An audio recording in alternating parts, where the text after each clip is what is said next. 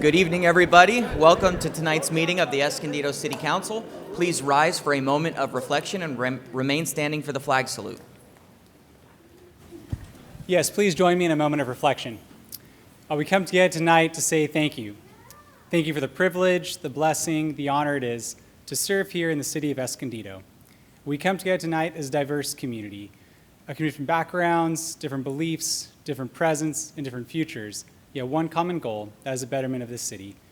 We come together tonight to seek guidance, wisdom, and discernment during deliberations that transpire this evening, and in doing so, we lift up Councilmember Fitzgerald, Councilmember Joe Garcia, Councilmember Christian Garcia, Deputy Mayor Martinez, and Mayor White. May they be granted peace and wisdom as they lead our city into a bright and prosperous future. Amen.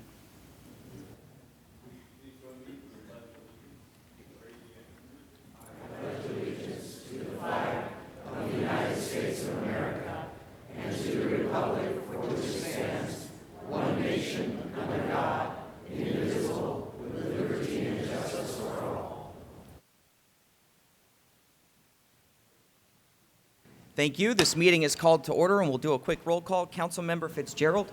Present. Councilmember Joe Garcia. Present. Councilman Christian Garcia. Here. Deputy Mayor Martinez. Present. And I, Mayor White, am here. There's only one proclamation listed. Oh, the other ones are under presentations. Perfect. Then we'll jump into proclamations. National Emergency Preparedness Month. And if you're here to be a part of that, would you please join me at the podium?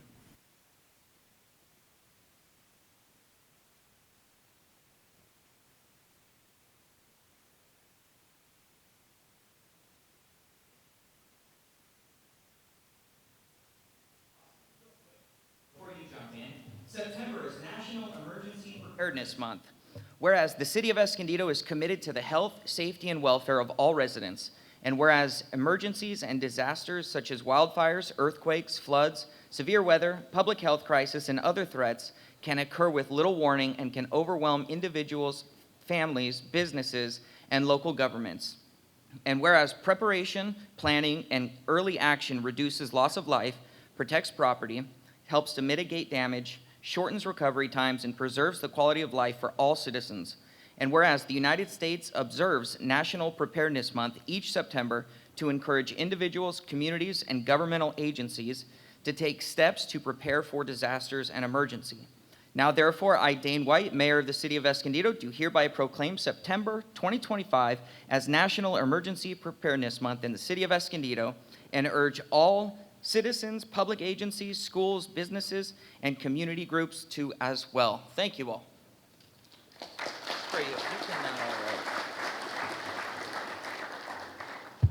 Thank you all very much. So good evening, Mayor, Deputy Mayor, and council members. My name is Nick Tomlinson. I'm Escondido's new Emergency Preparedness Manager. I'll be taking over for Jeff Murdoch upon his retirement at the end of October. So first off, thank you for proclaiming September as National Preparedness Month. So National Preparedness Month, it's held annually every September, and it just serves as a reminder that natural and man-made disasters can strike at any time. So one of the most important steps a resident can do for themselves and their family is in times of a disaster is to be prepared. So this is said often, but what does it actually take to be prepared for a disaster? So alertsandiego.org is a great website to help residents for personal disaster preparedness. And one specific tool on that website is the Personal Disaster Plan, which has a step-by-step process for personal disaster preparedness. So step one is to get connected. And preparedness is all about people. So it's about getting others involved, building a support network of people who can help, including family members, neighbors, and friends, and to share your disaster plan with your support network as well. It is also important for first responders to be able to connect to you during an emergency. So Alert San Diego is the emergency mass notification system for the San Diego County region. This system is used by first responders to send out evacuation instructions and other disaster information through calls, text, and email. So make sure you go to alertsandiego.org to register. So once again, personal disaster preparedness should not just happen during the month of September. National Preparedness Month should serve as a reminder to integrate preparedness practices into our daily lives. So be proactive and ready to overcome any challenges that may come your way. By prioritizing emergency preparedness, we ensure the safety and well-beings of ourselves, our families, and our communities. Thank you very much.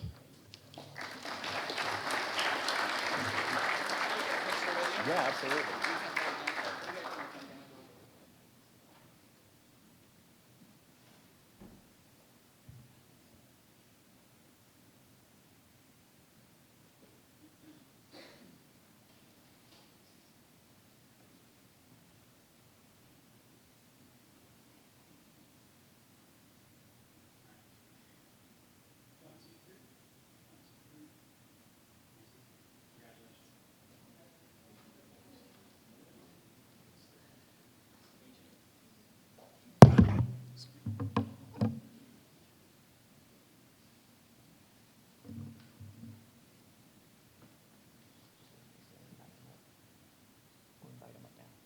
Okay, cool. All right, it is my privilege to welcome our new police chief, Ken Plunkett, and I would ask him to join me at the front, if possible.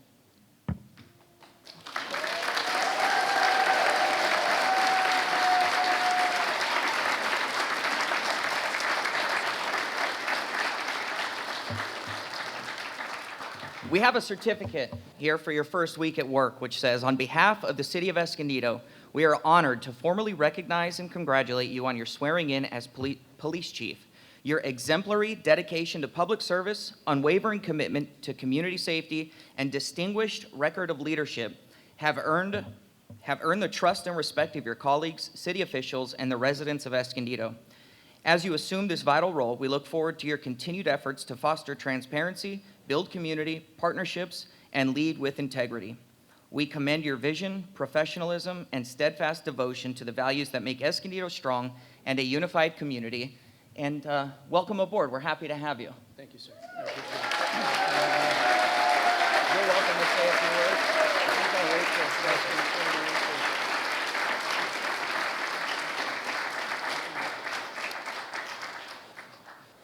At this time, we'll officially swear in Chief Plunkett alongside his family. Chief Plunkett, you can stand right here. Yes, sir. Please raise your right hand and repeat after me. I, State your name. Ken Plunkett, Do solemnly swear do solemnly swear that I will support and defend that I will support and defend the Constitution of the United the States Constitution of the United States and the Constitution of the State of California and the Constitution of the State of California against all enemies, against all enemies, foreign and domestic. foreign and domestic. I will bear true faith I will bear true faith and allegiance and allegiance to the Constitution of the United States to the Constitution of the United States and the Constitution of the State of California. and the Constitution of the State of California. I take this obligation freely I take this obligation freely without any mental reservation without any mental reservations or purpose of evasion, or purpose of evasion, and I will well and I will well and faithfully and faithfully discharge the duties discharge the duties upon which upon which I'm about to enter. I'm about to enter. Congratulations, official Thank now. you, sir.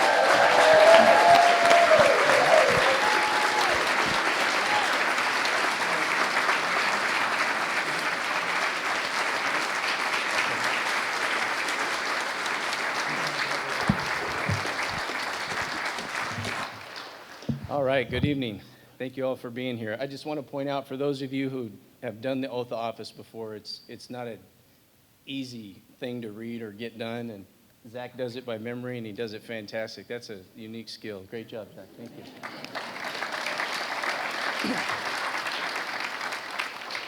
Well, I just want to first start off by introducing myself. I know this is the first time that some of us have met, so Mr. Mayor, Council, thank you for having me here. City staff, residents, and everybody who came, I really appreciate you being here. My name's Ken Plunkett. I've served in the law enforcement profession for over 27 years, and I'm truly humbled and honored to stand here before you tonight representing the Escondido Police Department as Chief of Police. I want to thank the City Council for allowing me to enjoy this public swearing in. I look forward to working with each of you as we strive together to prioritize and enhance public safety in Escondido. I appreciate the messages that I've received, and I'm looking forward to our upcoming meetings so we can get to know each other. I want to thank City Manager Sean McGlynn for his trust and confidence in selecting me as a member of his staff and entrusting me to lead our police department. You've been nothing short of a true professional, and I'm looking forward to learning from your leadership and working as hard as I can to make you proud of your decision, like we've talked about before. Thank you. To our city staff, I knew from the moment when I walked into the interview process, the whole room was full of every single staff member that the city has. What it conveyed to me was Everybody was invested in the process. It was an important decision, and everybody's invested in the city. The welcome I received from the staff, I couldn't ask for any more. I'm grateful to be a part of such a supportive and cohesive team, and I hope that I can provide you guys with the same level of support that you've shown me as we work together to provide what I've learned as the best possible experience for our residents, business owners, and guests. That's the mission of our city and our staff, and this city is truly dedicated to that. I would love to introduce you to my family who's sitting here. My beautiful wife, Veronica, who I've been married to for the past 25 years. You want to stand up and say hi?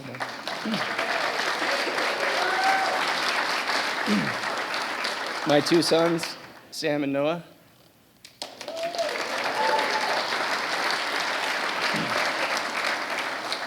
My mom and dad, Tom and Kathy. Oh, that's all right, Mom. You're good. I'm going to get it for making her stand up later. I'm sorry, Mom. Mama's going to get me. My brothers, Tom and James.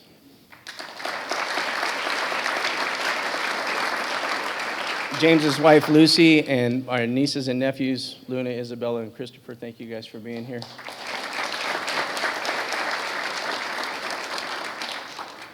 Then I have so many friends and colleagues here. I don't think we have enough time because the council actually has business to do tonight, so I can't take up too much of their time. But just recognize some. No. The person clapping is Mr. Brad Manning, and that whole entire row, if you raise your hand, this is the Kiwanis Club that I'm a member of in West Covina, so they came to support me.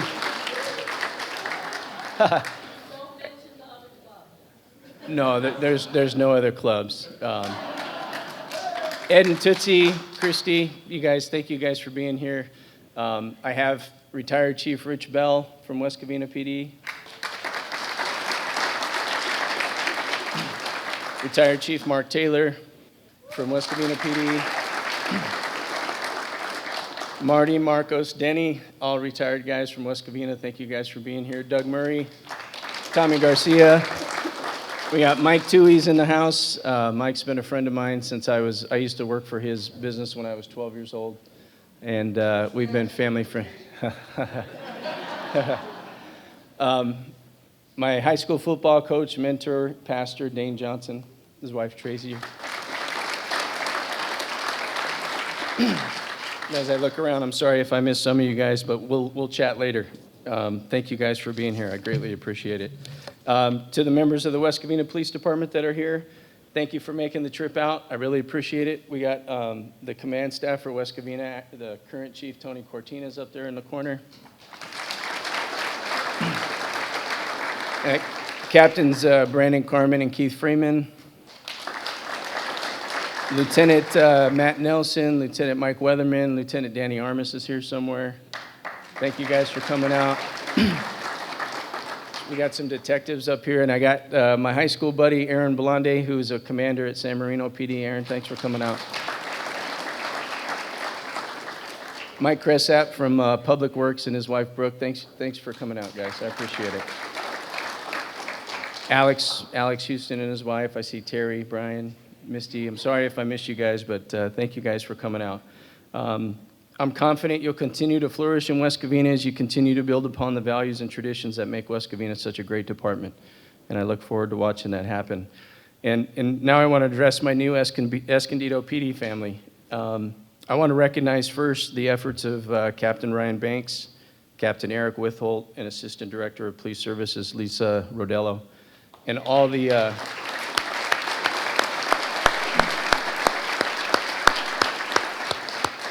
and the members of the department that have been serving in acting roles for the past year. We've been short-staffed, and there's been a lot of going on, but the dedication and effort and the commitment over the past year leading the police department with a pretty heavy load is a pretty fantastic feat.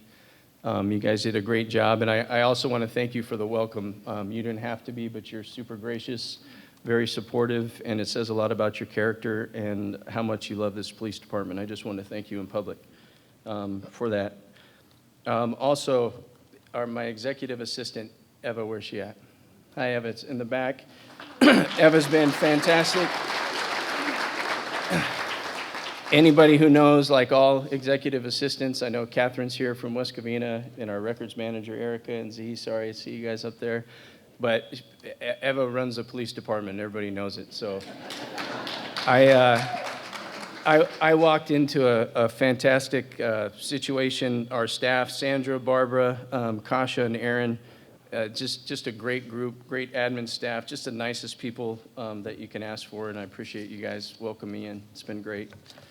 I want to thank the men and women of the Escondido Police Department. It's been a fantastic welcome that's been extended to me. I've tried to explain to some of the council members that I've had a chance to talk to, I've yet to meet anyone who's not shown genuine love and respect for the city, department, and who hasn't been genuinely enthusiastic about having the opportunity to represent the Escondido Police Department. Like, it's a big deal, it's deep, and everybody feels the same, and you can see it. This department has built a solid reputation in the San Diego region and beyond for their dedication and commitment to high standards, excuse me, unrivaled work ethic, and professionalism. And the men and women of the police department, you should be commended for your efforts of safeguarding and protecting this great community in that fashion. So I want to give you a round of applause.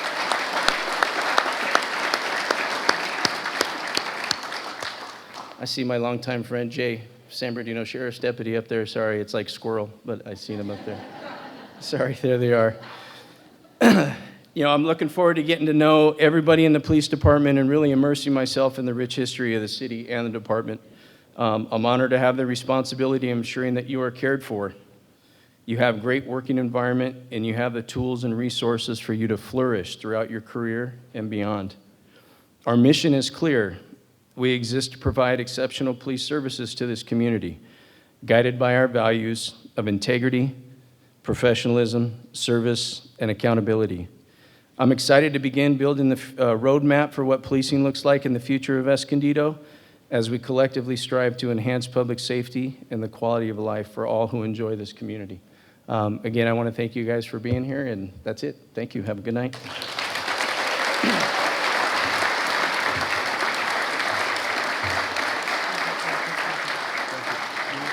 Everybody or just the council first? The council, along with you, and any of your family you want to join too.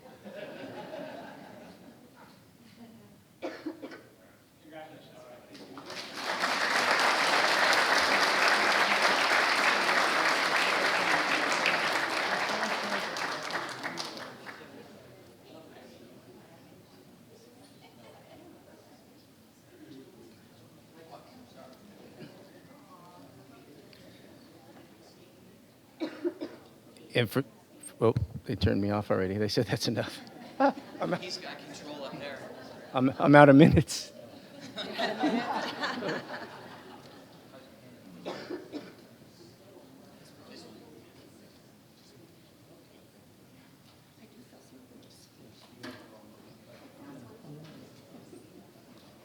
And thank you, everyone who is here to swear in Police Chief Plunkett. You're more than welcome to remain, but we do have a lot of business to attend to, so please go enjoy the festivities outside with Ken, and thank you so much for being here. Yeah, thank you. And for the rest of our next group is going to be our softball champions. We're going to wait a moment to have you come forward. Just let the group come out real quick. We want to know where the after party is. Yeah.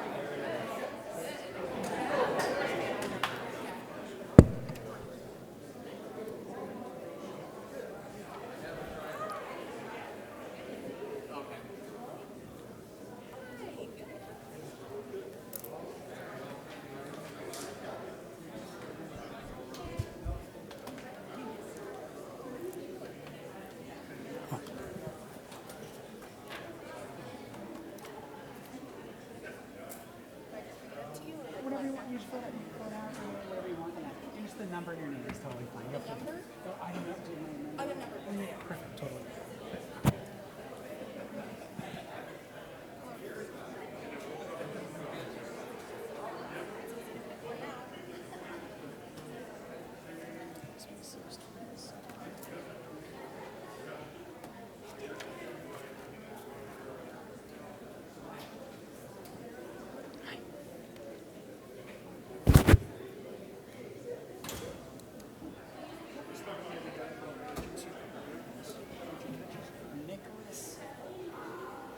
I know his name. I'll email it to you. Yeah, for sure. No problem. Yeah, I got it. No problem.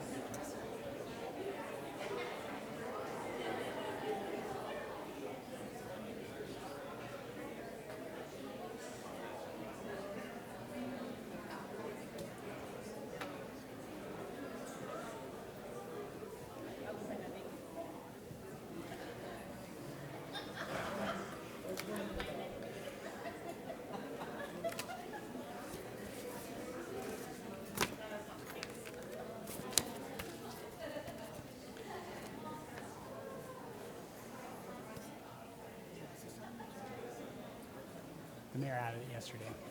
It's just certificate. Yeah, I know. Just asking.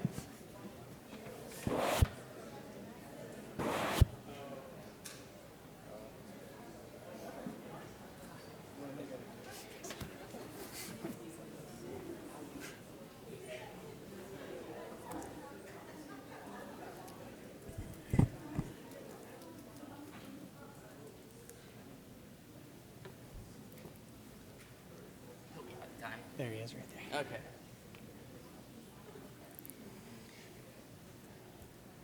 All right. Thank you, everybody, for sticking around. Last but not least, could I invite up the 2025 state champions for Escondido Extreme Girls Softball? Any players, coaches?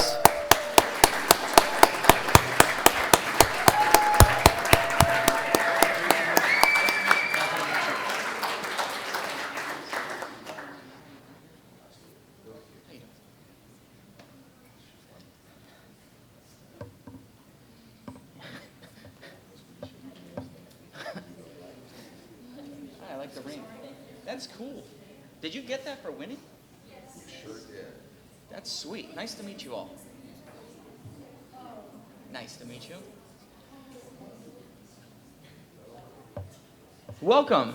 This is very exciting. You know, we don't get these things too often, and so I'm honored to issue you a certificate of recognition for being the 2025 state champions. It is in recognition of your outstanding achievement in winning the 2025 California State Championship and for representing the city of Escondido with pride, excellence, and determination. As ambassadors of our community, you have not only demonstrated athletic excellence, but have also inspired countless others through your commitment, perseverance, and positive spirit. The city of Escondido proudly celebrates your success and extends its warmest congratulations to you. We are honored to recognize this extraordinary accomplishment and the coaches, families, supporters who all helped make it happen. You should be proud of yourselves. Congratulations.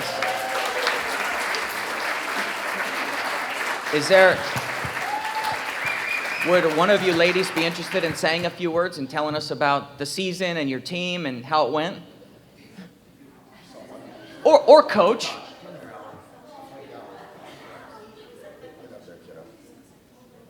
The team is super great group of girls.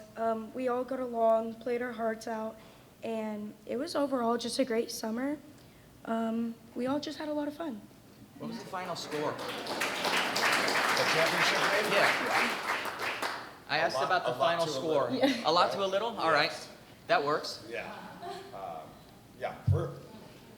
I know I said it doesn't happen often. It's never happened before. This is the first team, Escondido 12U state champions. So, yeah, these girls are amazing. This is the future of Escondido. These hardworking young ladies right Absolutely. here. So, good job, ladies. Can we get a picture with all of you? Absolutely. This is for Really you. love that. Thank you so much. You guys want to come down for a picture, please? Oh, okay, yeah.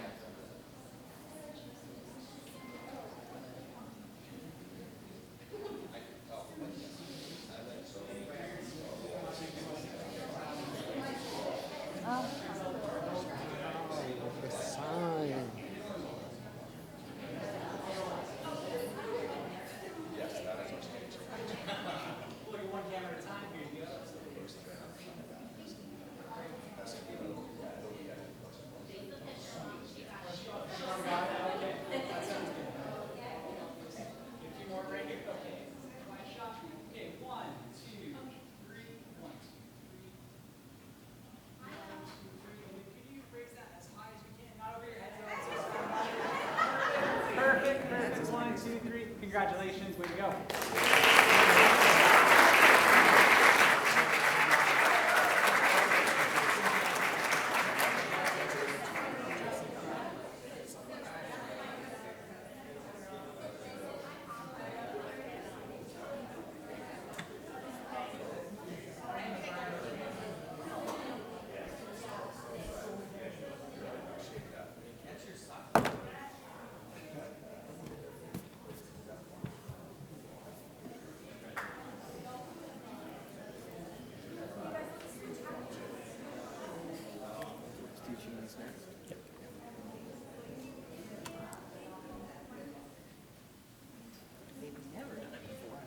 We're good to go. Yeah. Okay, cool. Cool.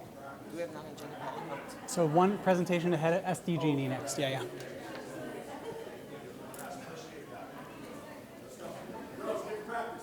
yeah. As they're headed out, we'll move on to the SDG&E Wildfire and PSPS Preparedness Informational Presentation.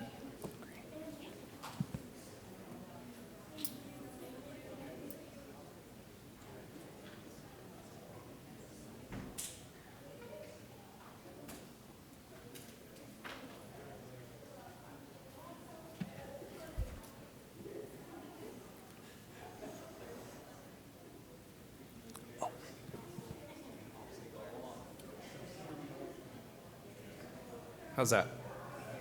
All right, I'll start over. Good evening, Honorable Mayor, City Council, Mr. City Manager, Mr. City Clerk. Thank you for the opportunity tonight to provide an update on SDG&E's wildfire safety and public safety power shutoff preparedness activities. My name is Joe Britton. I'm Senior Manager of Regional Public of... Sure thing, sorry. I'll work on getting the audio adjusted. I'm Joe Britton, Senior Manager of Regional Public Affairs for SDG&E. Want to start off by providing a little bit of an update on what we're seeing in terms of forecast and wildfire conditions. So what you're seeing on your left are current conditions. Much of San Diego County is experiencing about half the normal amount of rainfall that we typically get in an average year. There are parts of the county that have only seen 25% of our annual rainfall. Obviously, that contributes to very significant wildfire conditions. The graph on your right shows you where we were last year at this time. So obviously, marked difference, much better conditions last year than what we're going into. Hopefully, with some of the rain we're scheduled to receive today and tomorrow will help a little bit, but it would take a lot of rain to really make up our deficit. So with that, the graph on your left is showing the drought status last year, where San Diego County was not in a drought. That has changed. Currently, much of the county is either in extreme drought or severe drought conditions, given the lack of rainfall that we've seen. So about 64% of the United States is in a similar condition. So wildfire conditions throughout the western part of the United States are considered extreme. So according to the National Weather Service, what we can expect going into the later fall, unfortunately, we're looking at probably above normal temperatures and below average rainfall going into our peak wildfire season. And what that effectively means is if we've had 2 years of above average rainfall, which contributed to significant vegetation growth throughout the county, that vegetation is now dead and ready to burn. And without our early winter rains, we anticipate the wildfire conditions will be above normal into extreme. So our fire outlook right now in September 2025, we are above normal in the eastern part of our county. These are the regions we call our high fire threat districts. So these are the areas where large uncontrollable wildfires are most likely. What we're seeing going into October and throughout the remainder of the year is those above normal fire potential conditions will spread to the remainder of our service territory and all of San Diego County with a fire potential index outlook elevated to extreme until we see our winter rains come in. So one of the tools that SDG&E employs to help keep our community safe and prevent large catastrophic wildfires being caused by our system are public safety power shutoffs. And this is where we turn off power to select areas where we're experiencing extreme fire conditions so that our equipment can't lead to ignition of a large wildfire. A lot of people think this can be due to an equipment failure. Oftentimes it's just things blowing into our lines. So as you imagine, in an extreme Santa Ana wind condition, which we've all experienced, like what we had in December, January of last year, we can see palm fronds, swimming pools, sheds, anything like that, blow into the lines, create a spark and drop into the vegetation and start a fire. So that is one of the primary reasons that we implement this tool as a last resort to shut off power in emergency conditions. So we don't take this decision lightly to turn off power, and it's not a decision we make in a vacuum. We are, the potential exists to turn off power in the region for safety, our emergency operations center is activated. We're working with all of our public safety partners, including all of our police and fire and emergency management folks throughout the county. A decision to turn off power is based on a number of things, including fire conditions. So we could have a red flag warning condition from the National Weather Service. Weather conditions, typically hot, dry, low humidities, high winds. So again, you probably recall last December, January, the last time that we experienced public safety power shutoffs, we recorded some winds in our service territory in excess of 100 miles an hour. So these are hurricane force winds in dry conditions with very dense vegetation and no moisture. We also take a look at wildfire activity throughout the region. So, last December, January, when we saw the devastating fires in Los Angeles, we activated our emergency operations center because we were experiencing similar conditions down here and do everything in our power to prevent large wildfires. But as we saw up there, you can have large, devastating wildfires in our urban areas like Escondido. So these are not limited just to our backcountry communities. They can impact our urban communities or those areas that interface with wildlands. We also look at availability of firefighting resources. So as you know, when the state is disproportionately impacted by wildfire, that can spread resources out throughout the state. This can be a challenge for our firefighters and public safety folks down here to ensure that we have adequate resources. So that's one condition we look at. And of course, we work on a day-to-day basis with fire professionals from around the region before making any decisions. And one of the tools we rely on is called the Fire Potential Index, and that's the chart you're seeing on your right. Every day, SDG&E, their team of meteorologists, issues this report, and it's distributed to all the fire agencies around the region. Kind of provides a snapshot on the fire conditions and the likelihood for a catastrophic fire. And what we've found is most of the fires that start and spread in the region are during those days where we're seeing high or extreme fire potential index. So this is a tool that's relied on by a lot of our folks to determine whether or not we mobilize different resources and go into sort of an emergency operations mode. So for the public, what they need to be aware of, again, we have a team of meteorologists that works 24/7 monitoring conditions. About 7 to 10 days out of a Santa Ana or extreme wildfire weather event, we start to get word from those meteorologists that there's the potential for extreme fire conditions. Those forecasts get subtly refined throughout the days leading up to when we expect those conditions to exist. About 2 to 3 days out, we're pretty confident on where those high winds are going to be, and we can start notifying our customers about where the potential exists for extreme wildfire conditions and high Santa Ana winds. And a day ahead, we are communicating robustly not only with our customers, but also you and our emergency safety folks. We consider all of you our public safety partners, and as such, you have access to tools and resources and notifications. So you'll be hearing from us well in advance of any potential public safety power shutoff. If we do turn power off, it is often a last-minute decision, but weather conditions are dynamic, and in our emergency operations center, decisions made to turn off power when we see that weather conditions are unsafe to keep it on. And that power will stay out until we're able to safely inspect our lines and ensure that there's no damage, and before we can turn power off. We hear a lot from folks, well, the winds have subsided, why haven't you turned my power back on? And the reason is we have to go inspect every inch of our system to ensure there's no damage, because as you can imagine, if something is damaged and we turn the power on, we're going to start a fire. So that is the reason there's a delay between when the weather improves and when the power is turned on. Also of note, power can be turned off even in those areas where we have undergrounded utilities, and the reason for that is because we could have a part of our system that's disproportionately impacted by weather, that's on a circuit that's linear, and maybe up in the mountains we're experiencing extreme weather on that circuit, but down in the city we're not, but those are connected. So oftentimes, unfortunately will impact those customers who are maybe not being impacted by those weather conditions. We're working to rectify that, and I'll talk about it a little bit later by sectionalizing our circuits, but that is the reason, if you're in a more urban area in Escondido and your power goes out and you're wondering why, you could be on a circuit that's tied to a location where those weather conditions are extremely dangerous. So we take our notifications to our customers in advance of any power shutoff very seriously. Notifications we've sent to all customers who are potentially impacted by text, voice, or email.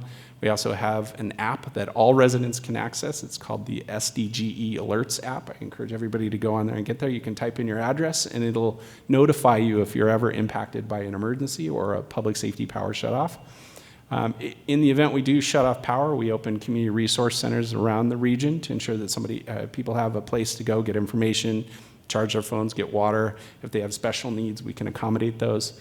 We also work closely with what we call our access and functional needs customers, and these are our customers who maybe have medical issues or other needs where power is critical to them, right? So we reach out to them one-on-one. If we don't hear from them, we physically go knock on their door, ensure they have the resources that they need in the event power goes off. So another preparation message to all residents is make sure you signed up for those programs. Go on SDG&E.com and self-indicate that you maybe have medical needs or some other reason that we need to provide a little higher level service to you. Notifications, so again, 7 to 10 days out, we're starting to know what the forecast looks like, but robust notifications start about 48 hours before we turn any power off, and that's really because we're narrowing that forecast. We're starting to see where we think the power potentially could be shut off. Notifications to public safety partners, yourself included, are sent at 24 hours before we shut off power, 12 hours before we shut off, and when possible, 1 to 4 hours before we shut off power. We also will send out notifications when that power has been shut off, where our community resource centers will be located, when we've begun inspecting our lines and the weather's improved, and then ultimately when we're started restoring power and have restored power, and then we'll send out a notification letting everybody know that we're in an all clear condition. Again, I talked a little bit about our access and functional needs community, but there are a lot of resources available to them, and I just want to quickly walk through them. We talked about the community resource centers, but we work closely with our tribal partners to ensure they have resources in the event power goes out. We also work with organizations like 211, which is a nonprofit that if you need special help, you can call 211, and they will aggregate all of those needs and direct you in the right location. So we also offer transportation, hotel stays if needed. We will go check on your loved ones. If you have a concern and power's out and a loved one's impacted, you can call us and we will go out and make sure that they're okay and have everything they need.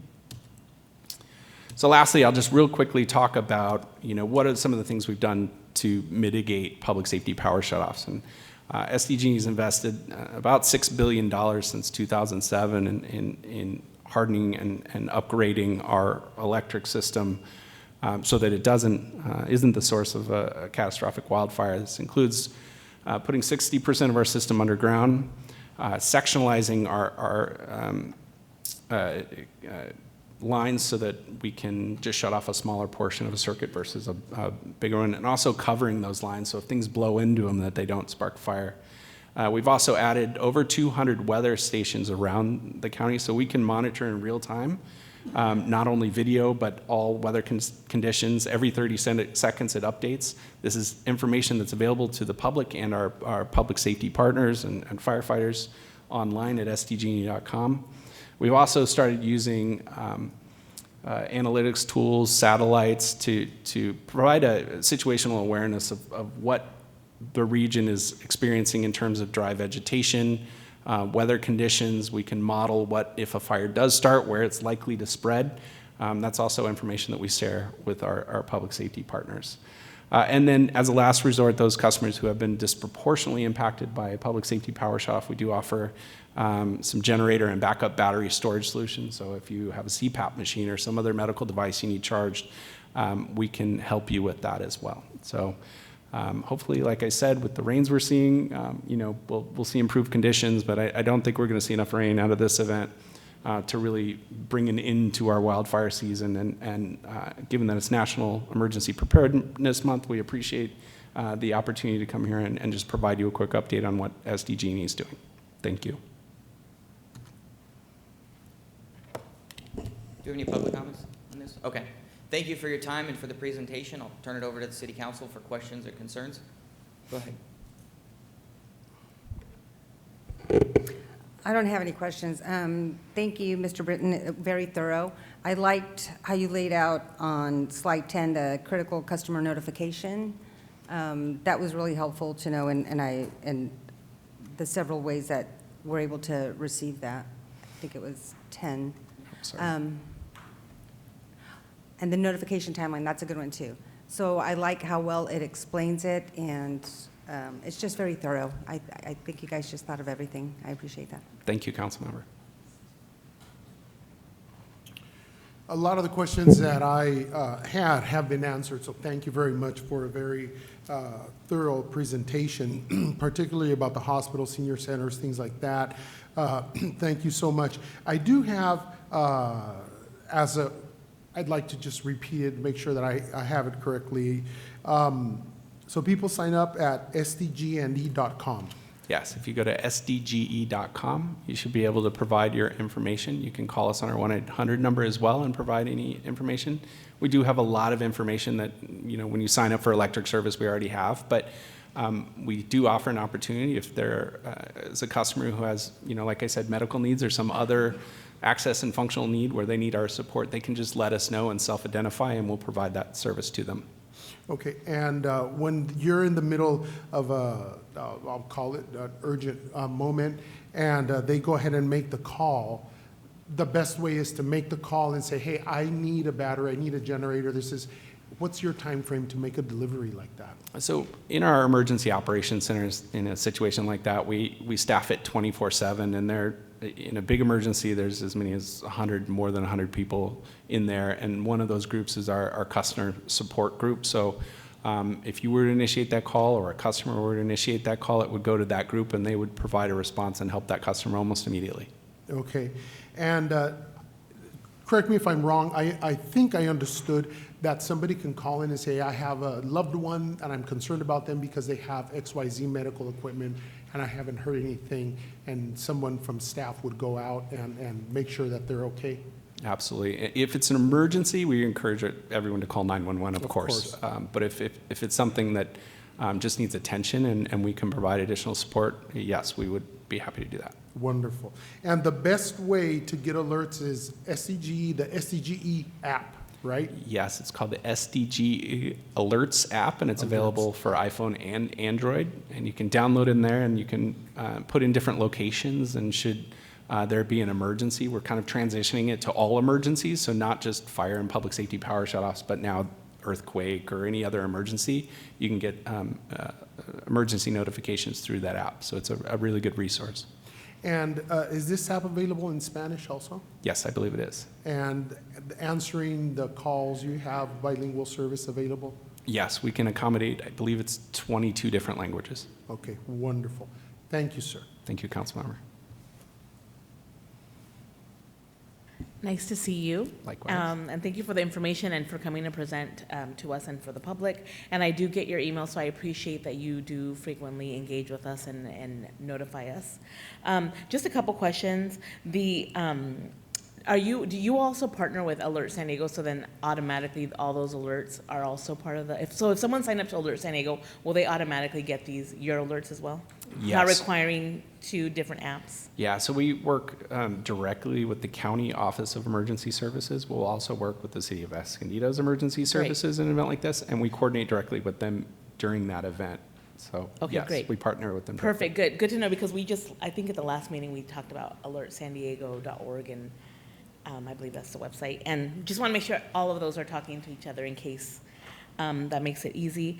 And do you all have cameras as well? Like out, I didn't hear you mention them, but I remember at one point seeing cameras during one of the fires. Yeah, we have, and it was through a joint project with the University of California, San Diego. It's called the Yes. Alerts SDG&E camera system, and you can Google that and find it. But there are 220 cameras in the region in San Diego. That system's spread all over the western United States. There are hundreds of cameras now, but the public can go and look at those too. And CAL FIRE controls them. We have the ability to control them as well. But they can pinpoint and triangulate a puff of smoke now using those cameras. So if a fire does ignite anywhere in the territory, it immediately looks at that, triangulates it, and then notifies CAL FIRE or whatever relevant emergency safety agency is responsible. And so they can respond very quickly. But the public can look at those as well. Yeah, thank you. I thought that was a very great tool to have, and I remember seeing that when there was a fire happening, and we could, zoom in and see that as well from a website. And then just my last question, are you able to provide more information about the Blue Envelope program? Yes, so we are a participant in the Blue Envelope program, but I'll need to follow up on the specifics of it because I believe it's a relatively new program. Okay. But I know our access and functional needs team has been engaged in that and are participants in that program. Okay, great. I would love to, in a follow-up, to learn more about it. Yeah, I'll absolutely follow up. Great. Thank you for being here. Thank you for having me. Thank you, sir. Appreciate your time. Thank you, Mayor. Thanks so much. All right, do we have a report out of closed session this evening? We do. Thank you, Your Mayor. The City Council heard 3 matters in closed session this evening. All council members were present. The matter of Beats versus City of Escondido has been continued to October 1st, 2025. 1 matter is appropriate for public report.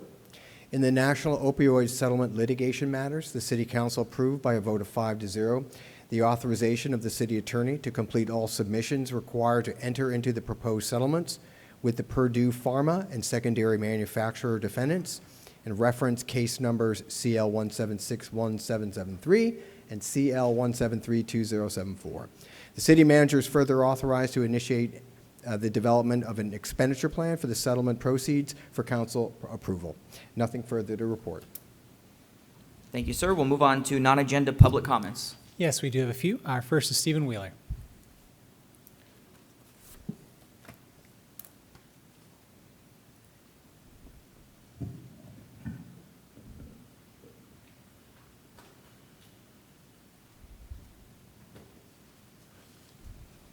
I am Stephen Wheeler, a District 3 city resident. Honorable civil servants, thank you for your recent letter to our county federal representatives regarding the local impact of current immigration enforcement practices. I appreciated it.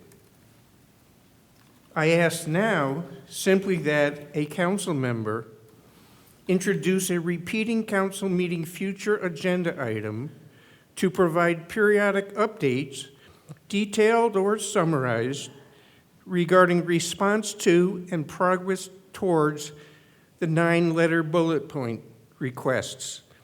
I'm not going to elaborate all of them, but I do want to note that the 9th one I have on my list from that letter is, we requested a visit to our community. So to repeat, I'm asking that we get some kind of regular updates, and if the mechanism is a recurring or periodic agenda item, I will thank you again. I trust the letter will prove something more than the end game in response to our community's expression to you of our residents living in fear. To be meaningful, the letter needs to be so much more. I think our residents are owed continuing impact assessments. When is the fear going to go away? And I'll leave it at that. With respect, thank you.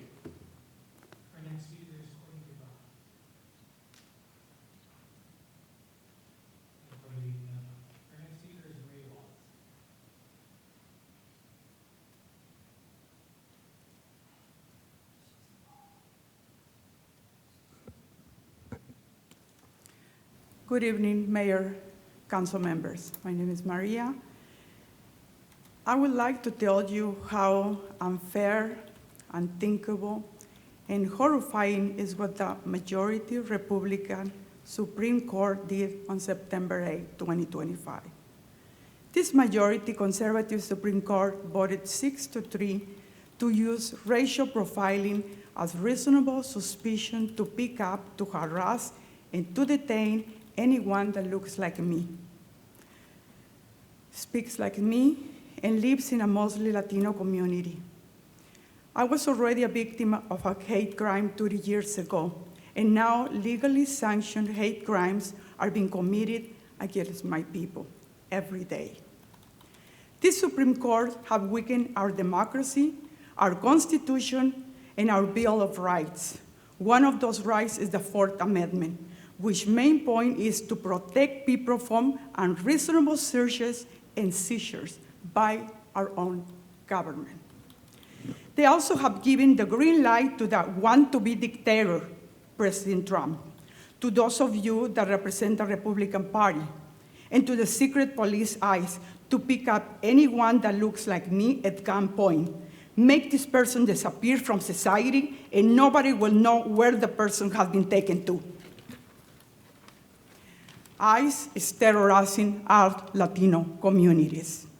And even when you say that you are a US citizen and you are documented, they don't care.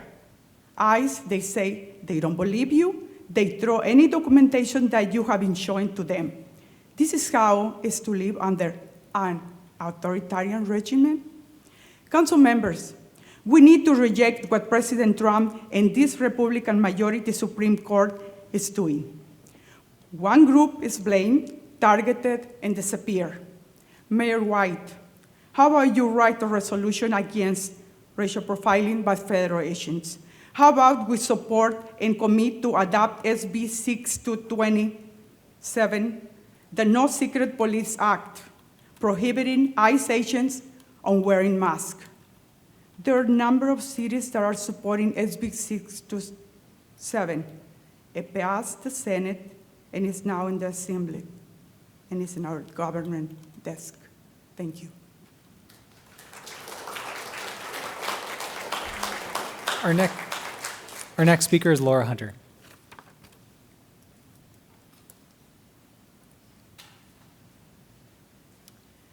Good evening, Mayor and City Council. My name is Laura Hunter, and you'll remember when the immigration letter that the city drafted, one of the issues that came up that did not make the letter was the issue of masking of federal agents.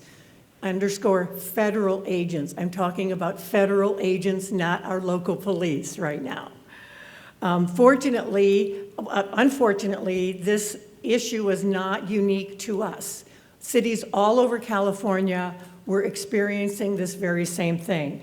The case that Maria just brought up had 18 cities that had filed a lawsuit against the racial profiling and the activities of these federal agents in their cities. From Bell Gardens to Beverly Hills, they were all signed on to that litigation.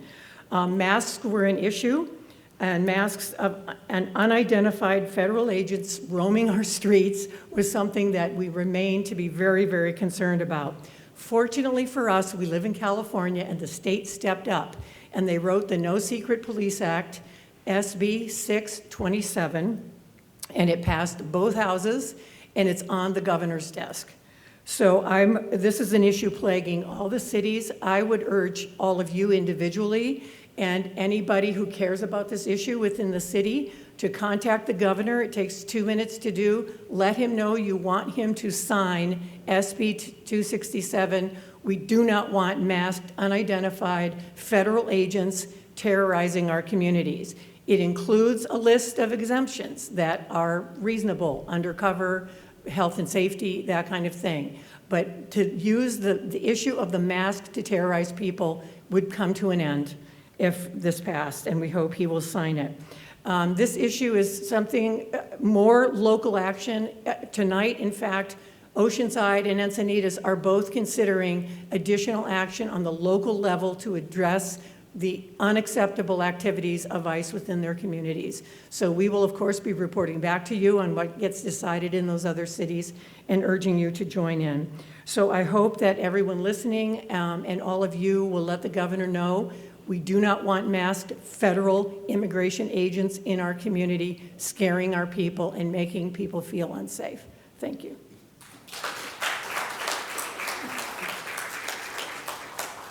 No further public comments on this item. All right, thank you to those who came and spoke. We'll now move on to the consent calendar. Tonight, items 1 through 7 are on consent. Do I have a motion? Motion, I'll second. Please vote. Voting is open. Which brings us to item 8, wastewater billing adjustment to correct erroneous billing. Thank you, Mr. McKinney. Time is yours.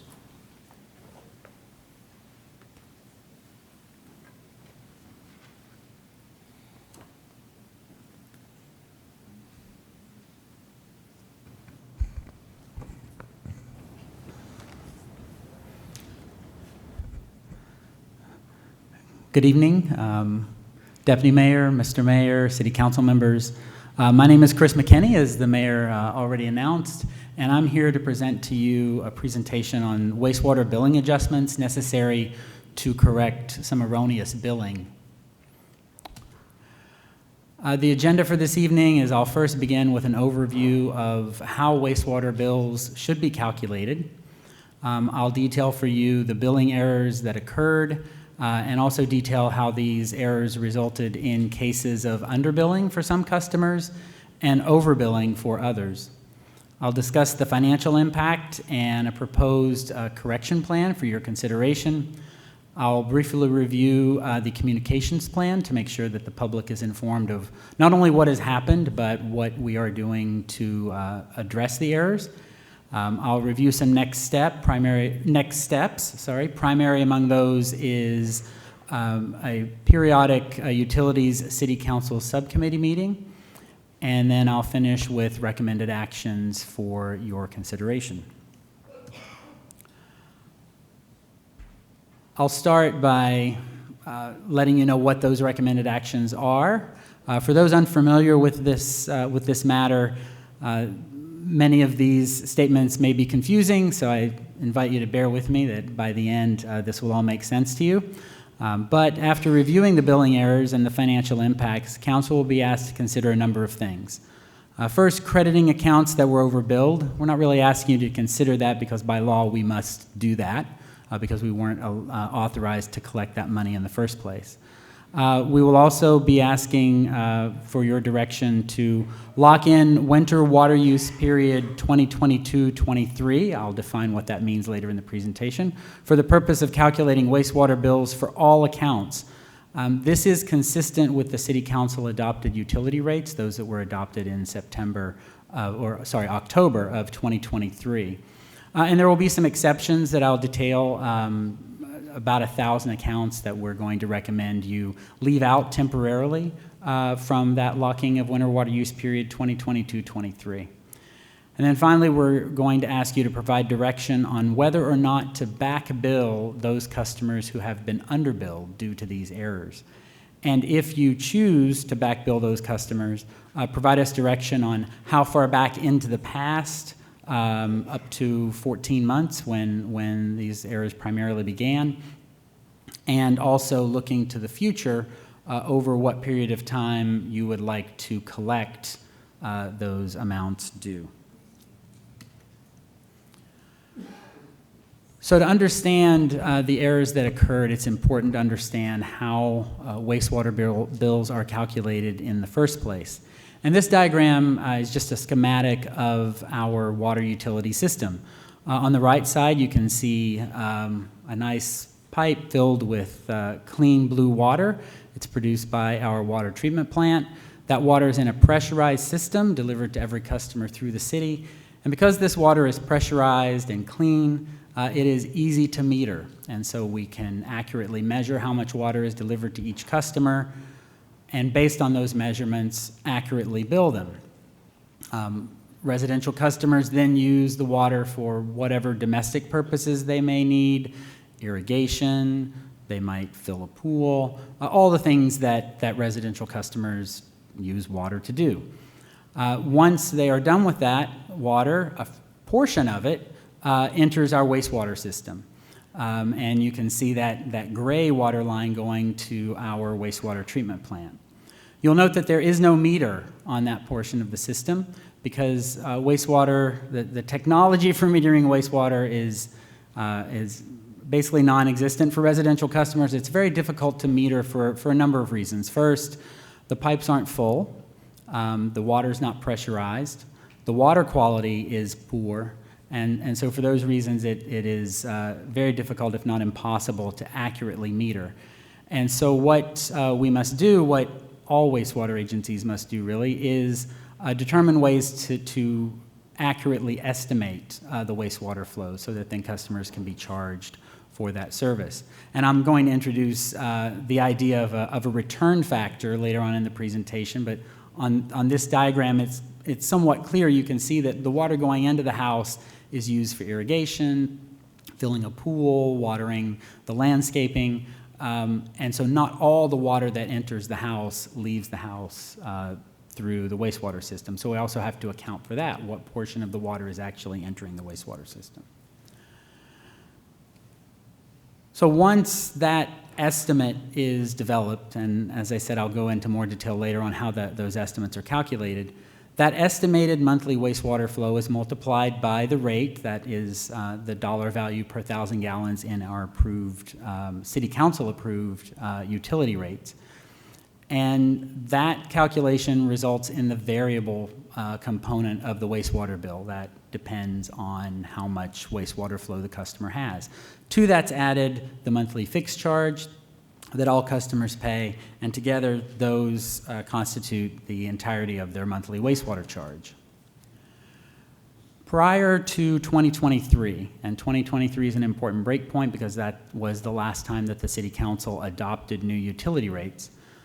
Prior to 2023, the wastewater flow was estimated by looking at the winter water use period, that's the period from December to March each year, and measuring drinking water use during that period, and then taking the average use on a monthly basis over that period, and then multiplying it by the return factor. As I mentioned earlier, that return factor accounts for the fact that not all the water that flows through your water meter necessarily makes it back to the wastewater system.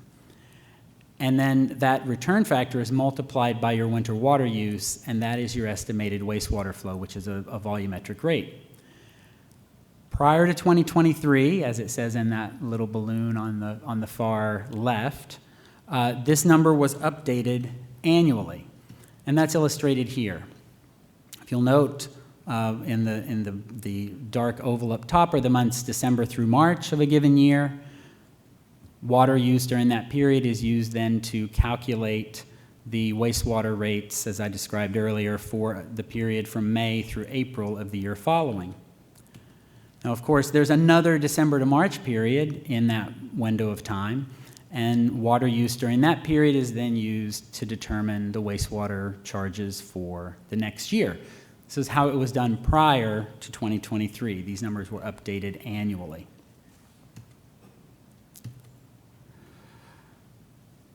I also want to talk a little bit about some other variables that can impact wastewater charges or calculation of wastewater charges. I've already mentioned that not all the water that goes through your meter ends up in the wastewater system, but there's some other variables.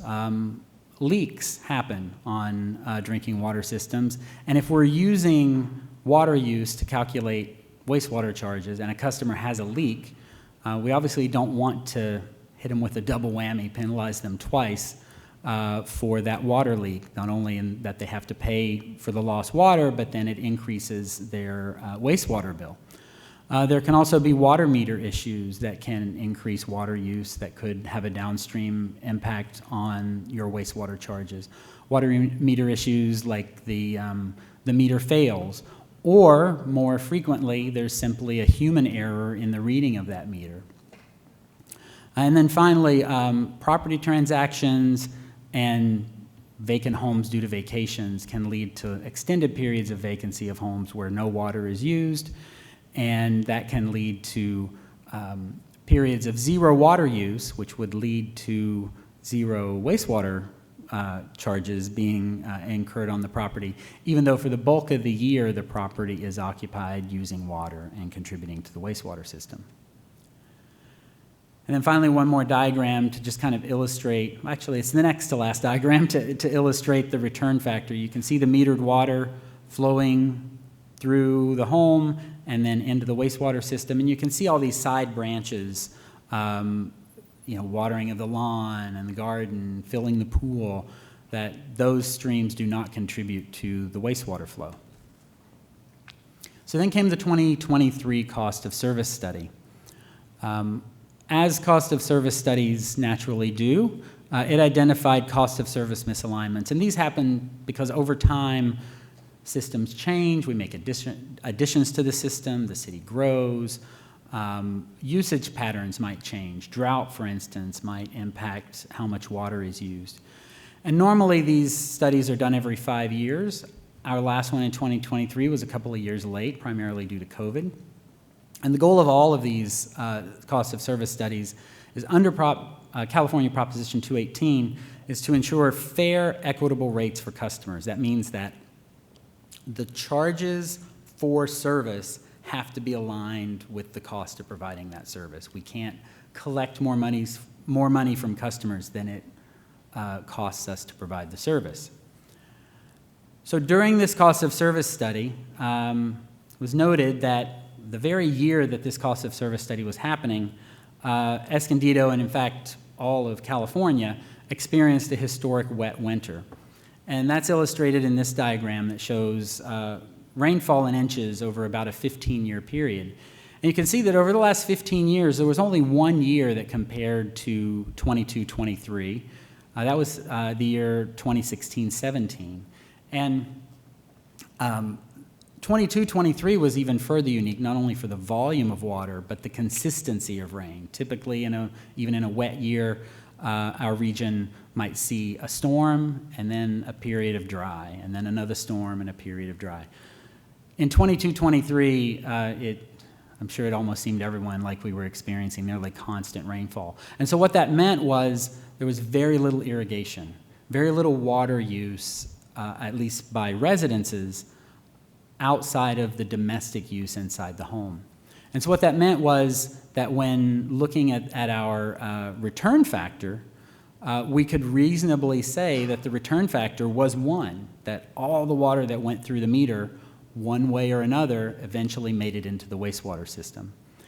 And because that year of data was, we felt, such good data in terms of calculating wastewater charges, we recommended through the rate study that we stop the rolling average. That is, we discontinue the practice of updating on an annual basis the winter water use, at least through the 5-year period of the rate case through 2028.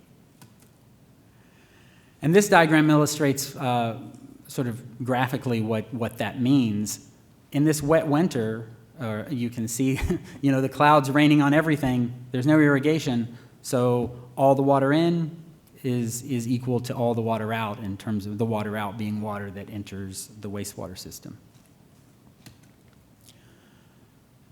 So that allowed us, as shown here, to say after the 2023 rate study, to say that the estimated wastewater flow was the average from the winter water use of 2022-2023 period.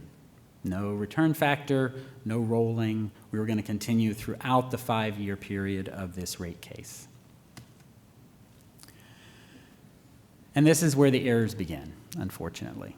As I just said, we were supposed to continue, the billing system was supposed to continue using the 2022-23 winter water use period for calculating wastewater charges throughout the 5-year rate case. Unfortunately, the system was not programmed, and this was human error. The system was not programmed to account for that. And so the computer system did what computer systems do. It carried out its programming, which had always been to update on an annual basis the winter water use. And so when the 23-24 winter water use period came around, error 1, and I'll refer to this as error 1 throughout the presentation, error 1 was that we shifted over and started billing people based on that new year of rainfall data. This impacted every residential wastewater customer. That's why the number of impacted accounts is so large. That's all 24,526 residential accounts. Our recommendation to fix this problem is at least to fix this problem moving forward, is to simply do what we should do under the adopted rate schedule, and that is to revert back to the winter water use period 22-23, and to do that through 2028. A second error was unfortunately discovered while staff were investigating the causes of the first error, and that is there were about 80 accounts, fortunately a relatively small number of accounts compared to error 1, where these accounts, for reasons that are still under investigation, had 0 winter water use during the 2022-23 period. I've already mentioned a few of the reasons that could happen, and we've confirmed that for some of these counts that is what happened, but there's still work to be done to confirm that for all 80 accounts. For the accounts that we have confirmed what has happened, why they have zeros, we're recommending that you replace those zeros in the water use data for the purpose of calculating wastewater charges with one of 2 values, whichever is lowest, either the average use for the Rincon del Diablo Municipal Water District or the city, depending on where the customer gets their water, or if the customer has established winter water use for some intervening winter since 22-23, we could use that number. And we look at each customer and determine which of those numbers is smaller. That's to the advantage of the customer because it minimizes their wastewater charges. So that would be our recommendation in short for dealing with those errors.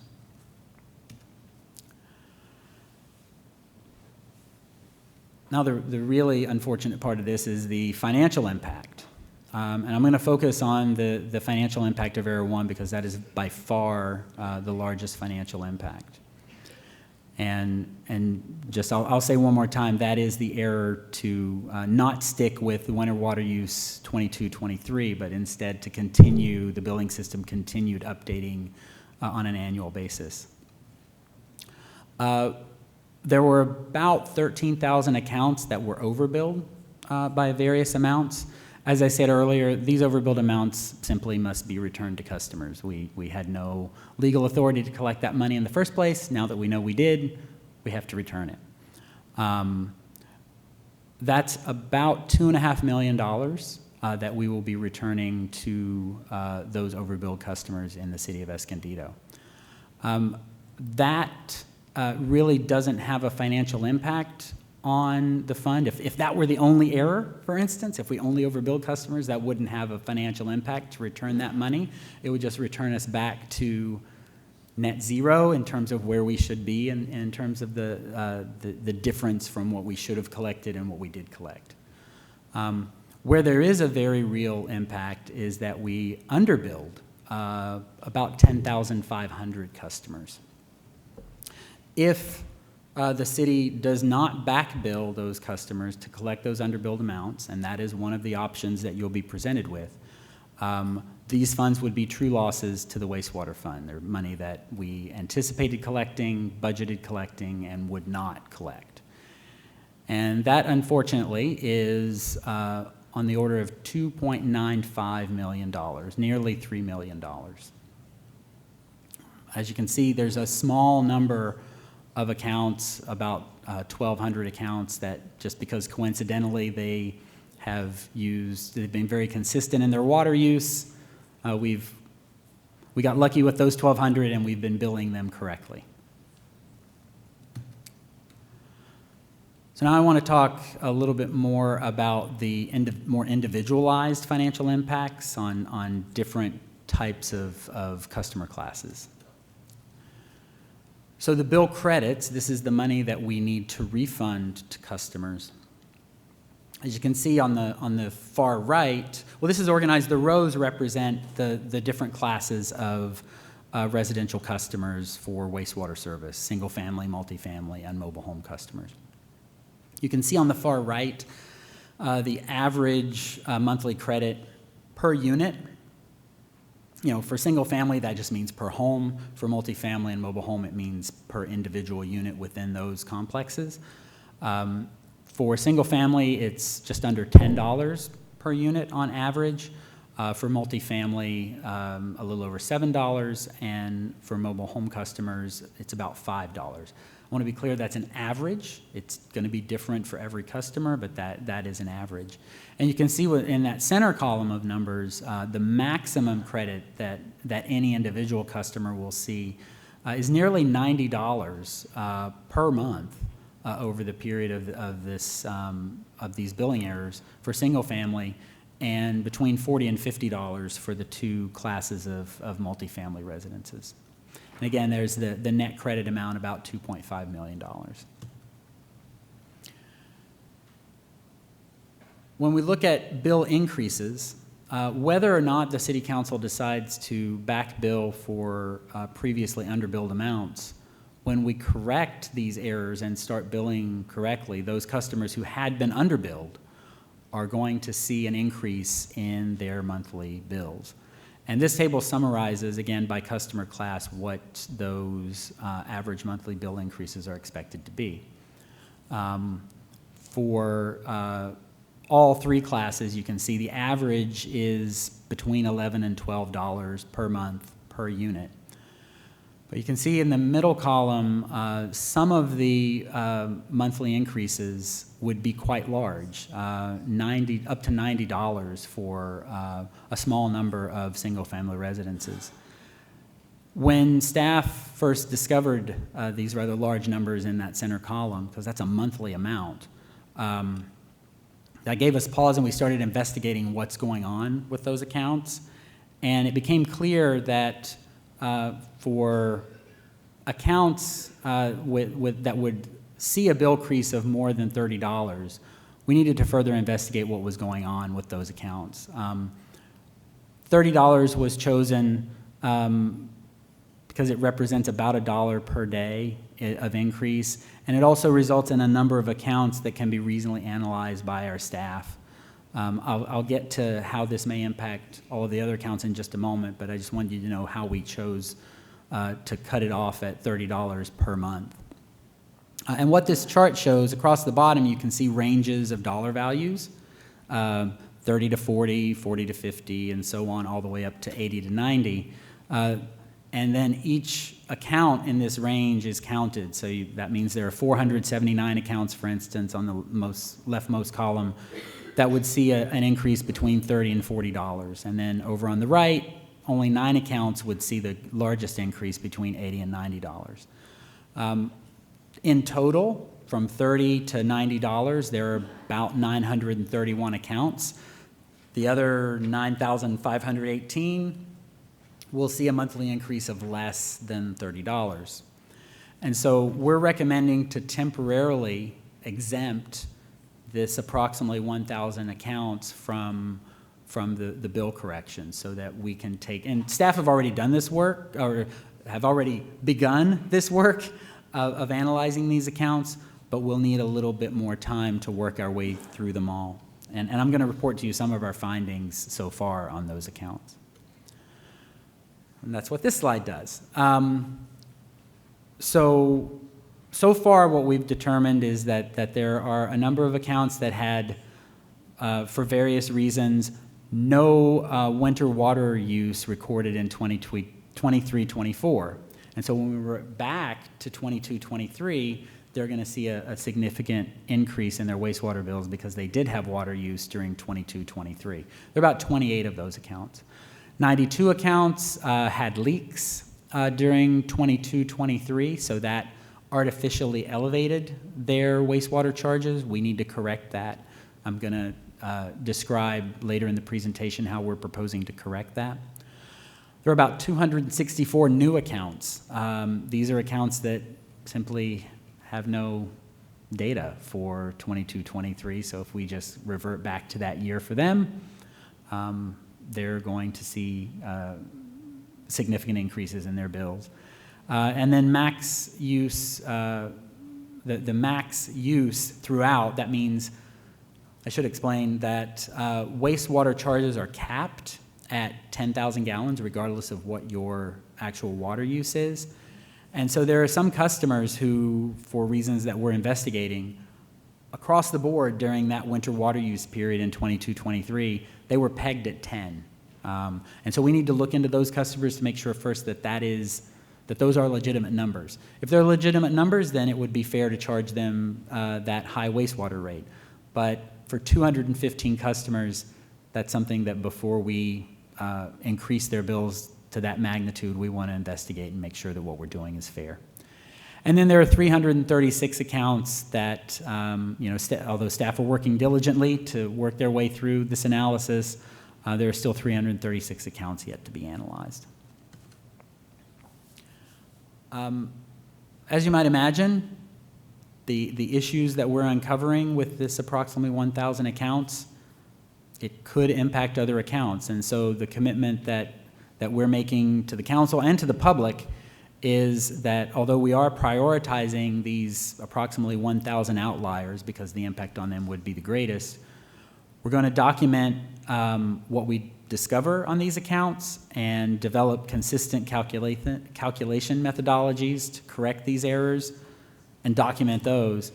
And then we'll go back and apply our new methodologies to all the relevant accounts. We don't expect it to be all accounts, but there will be some subset of those, the remaining 9,500 accounts, where we may need to make adjustments after the fact to those accounts.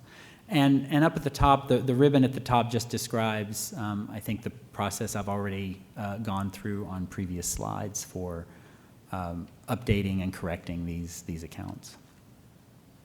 So now just an example or two to illustrate what we're recommending to do. Consider an account, for instance, that opened in July of 2024. If we revert back to the 22-23 winter water use period for all accounts, that would mean that this account has no data. And so what we would recommend for these customers is that for the purpose of calculating their wastewater charges, that we apply the lesser of two numbers. Again, the lesser, because that will minimize their wastewater charges. And we would look at either the actual water use from an intervening water use period, if they have winter water use data from some other year that we can use, or the city average, whichever is lesser. And again, consider two customers. Customer one, they have data for a winter between when they opened the account and now, and in that winter they use 9,000 gallons a month on average. That's greater than the city average of 5.85 gallons, so we would use the lesser number, the city average. Consider another customer. They're more conservative with their water use, and so their water use is only 4,000 gallons. So that being less than the city average, we would apply 4,000 gallons for the calculation of that customer's wastewater bill. And just one more set of examples, if you'll bear with me. Consider a customer that had a leak during the 2022-23 winter water use period. And just for the purposes of explanation, imagine that that leak occurred in January. So again, what we propose is that we replace that leaky month of data with the lesser of the customer's either average from the non-leak months, the other 3 months in the winter water use period, or the city average, whichever is less. Again, consider two customers. Customer one, during December, February, and March, the non-leaky months, they averaged 8,000 gallons a month of water use. That's greater than the city average, so we would plug in the city average for their January water use, giving them the benefit of the doubt. Customer two, again, much more conservative with their water use. Their average over December, February, and March is only 3,000 gallons. That being less than the city average, we would plug in 3,000 gallons into their January data for the purpose of, only for the purpose of calculating their wastewater. I want to be clear, we're not giving them that credit for purpose of calculating their water bill.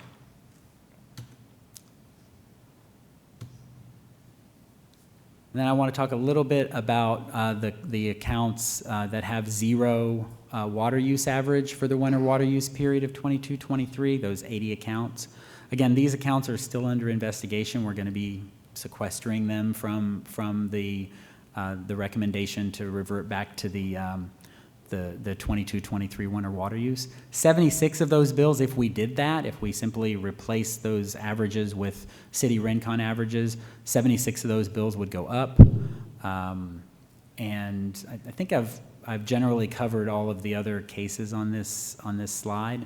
You know, there are some accounts that have zero water use for other winters, and so reverting back to 22-23 would lead to significant changes in their bills also.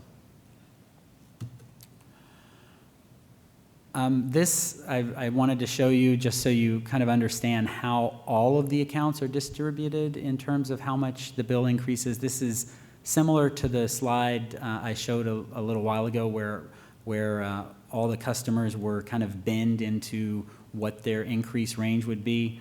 In fact, you can see starting with the column that has 479 customers in it, everywhere from there to the right is identical to the slide that I showed a few slides back. So all this diagram does is it adds those customers whose bills would increase from $0 to $10, $10 to $20, and $20 to $30. So now this is all customers. And I do this because I want to focus for a moment on those customers in the $0 to $10 range, about 6,600 such customers. You can imagine the max increase that these customers would see is going to be $10. Since we've been underbilling them for the last 14 months, you could imagine that these customers are going to have been underbilled a total of about $140. 14 months times $10, $140. So I want to illustrate that just so you get a sense of how much, if you chose to back bill these customers, how much money you'd be looking to collect from them. Now, as you move to the right on this chart, for instance, when you get over to the 950 customers in the $20 to $30 range, now you've tripled that maximum amount from $140 to over $400, $420. So I'm pointing out these numbers just to illustrate that it's safe to say that if you choose to back bill, the max number you're going to be collecting from any given unit is going to be less than $500. That's still a significant sum of money, not setting that aside, but I just wanted to give you an idea of the range of monetary values we're talking about for all of our customers. So if you choose to correct the underbilling by back billing customers, you have several options. By law, you can go back up to 4 years. You can correct an underbilling up to 4 years in the past. Because all of our underbilling is well within that 4-year window, you have the option to collect it all via back billing. 14 months of back billing, if you choose to go 14 months into the past, that will result in 100% recovery of all underbilled amounts caused by error 1, the primary error. You do have the option to collect less than that amount. As you can see on that table, if you chose to back bill for all of it, that would amount to about $2.5 million of back billing. You could choose to collect less. For instance, if you chose to back bill 8 months, that would be about $1.69 million that you'd be back billing. The remainder, about $1.3 million, the wastewater fund would be writing off as a loss. If you choose to back bill, staff recommend a grace period before we begin back billing. Simply correcting the bills so that moving forward we're billing correctly is going to lead to an increase in these customers' bills. And so to give them time to not only absorb that increase, but also if they're notified that they're going to be subject to back billing, it would give them time to come talk to the city, perhaps work out another plan if the amount that they're going to be back billed per month is too great, give them time to maybe work out an alternative payment plan with the city, and also to just come in and perhaps pay it all off, not to be back billed on a monthly basis. So I've already, unfortunately, started diving into this slide before I put it up. And so the staff proposal, if you choose to back bill, is that we apply an additional monthly charge of $25 per unit, and that, I want to be clear about that. That means for single-family residential customers, their unit is their home. For multifamily, that would be each apartment or each mobile home that would see this additional $25 per unit collection. And for example, a customer owing $200 in back billed amounts would be charged an additional $25 per month for 8 months until they were, sorry, a fly is coming by.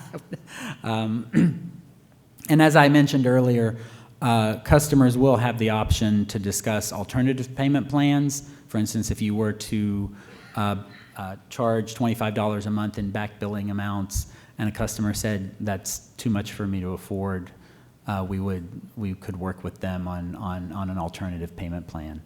And some customers may just say, you know, I don't want you to back bill me, I just want to pay what I owe and be done with it. They would also have that option. I want to walk through an example, and this is, I think, for the benefit of customers who might be watching, that if you choose to back bill, they'll understand what's happening. So let's imagine a customer who is currently and erroneously being billed $30 per month. When we correct the billing, their bill would increase by $15 per month. And then if you chose to recover via back billing amounts that were back billed in the past, say you chose to do $25 a month, that would further increase their bill. And also let's imagine that their total amount owed to be back billed is $210. This is not an actual customer. These are numbers made up for the purposes of demonstration, but they're realistic numbers. As I said earlier, if you kind of work your way from left to right across this table, their bill now, which is incorrect, is $30. We correct the bill, it will go up to $45, 30 plus $15. And that would be the amount they would be billed from October, next month, through the end of this year. Beginning in January, when the grace period was over, in addition to the $15 to correct the bills, there would be the $25 for back billing, bringing their total to $70 per month. Because they owe $210, that would continue for 8 months through August. And then in September, because they only owed $10 more on their $200 total amount, they'd only be billed $10. So you'd see 30 plus 15 plus 10 for a total of $55. And then beginning in October, since all their back billed amounts are paid off, they would revert back to the correct bill of $45 per month, and that's what they would see into the future, or throughout the period of this rate case, through 2028.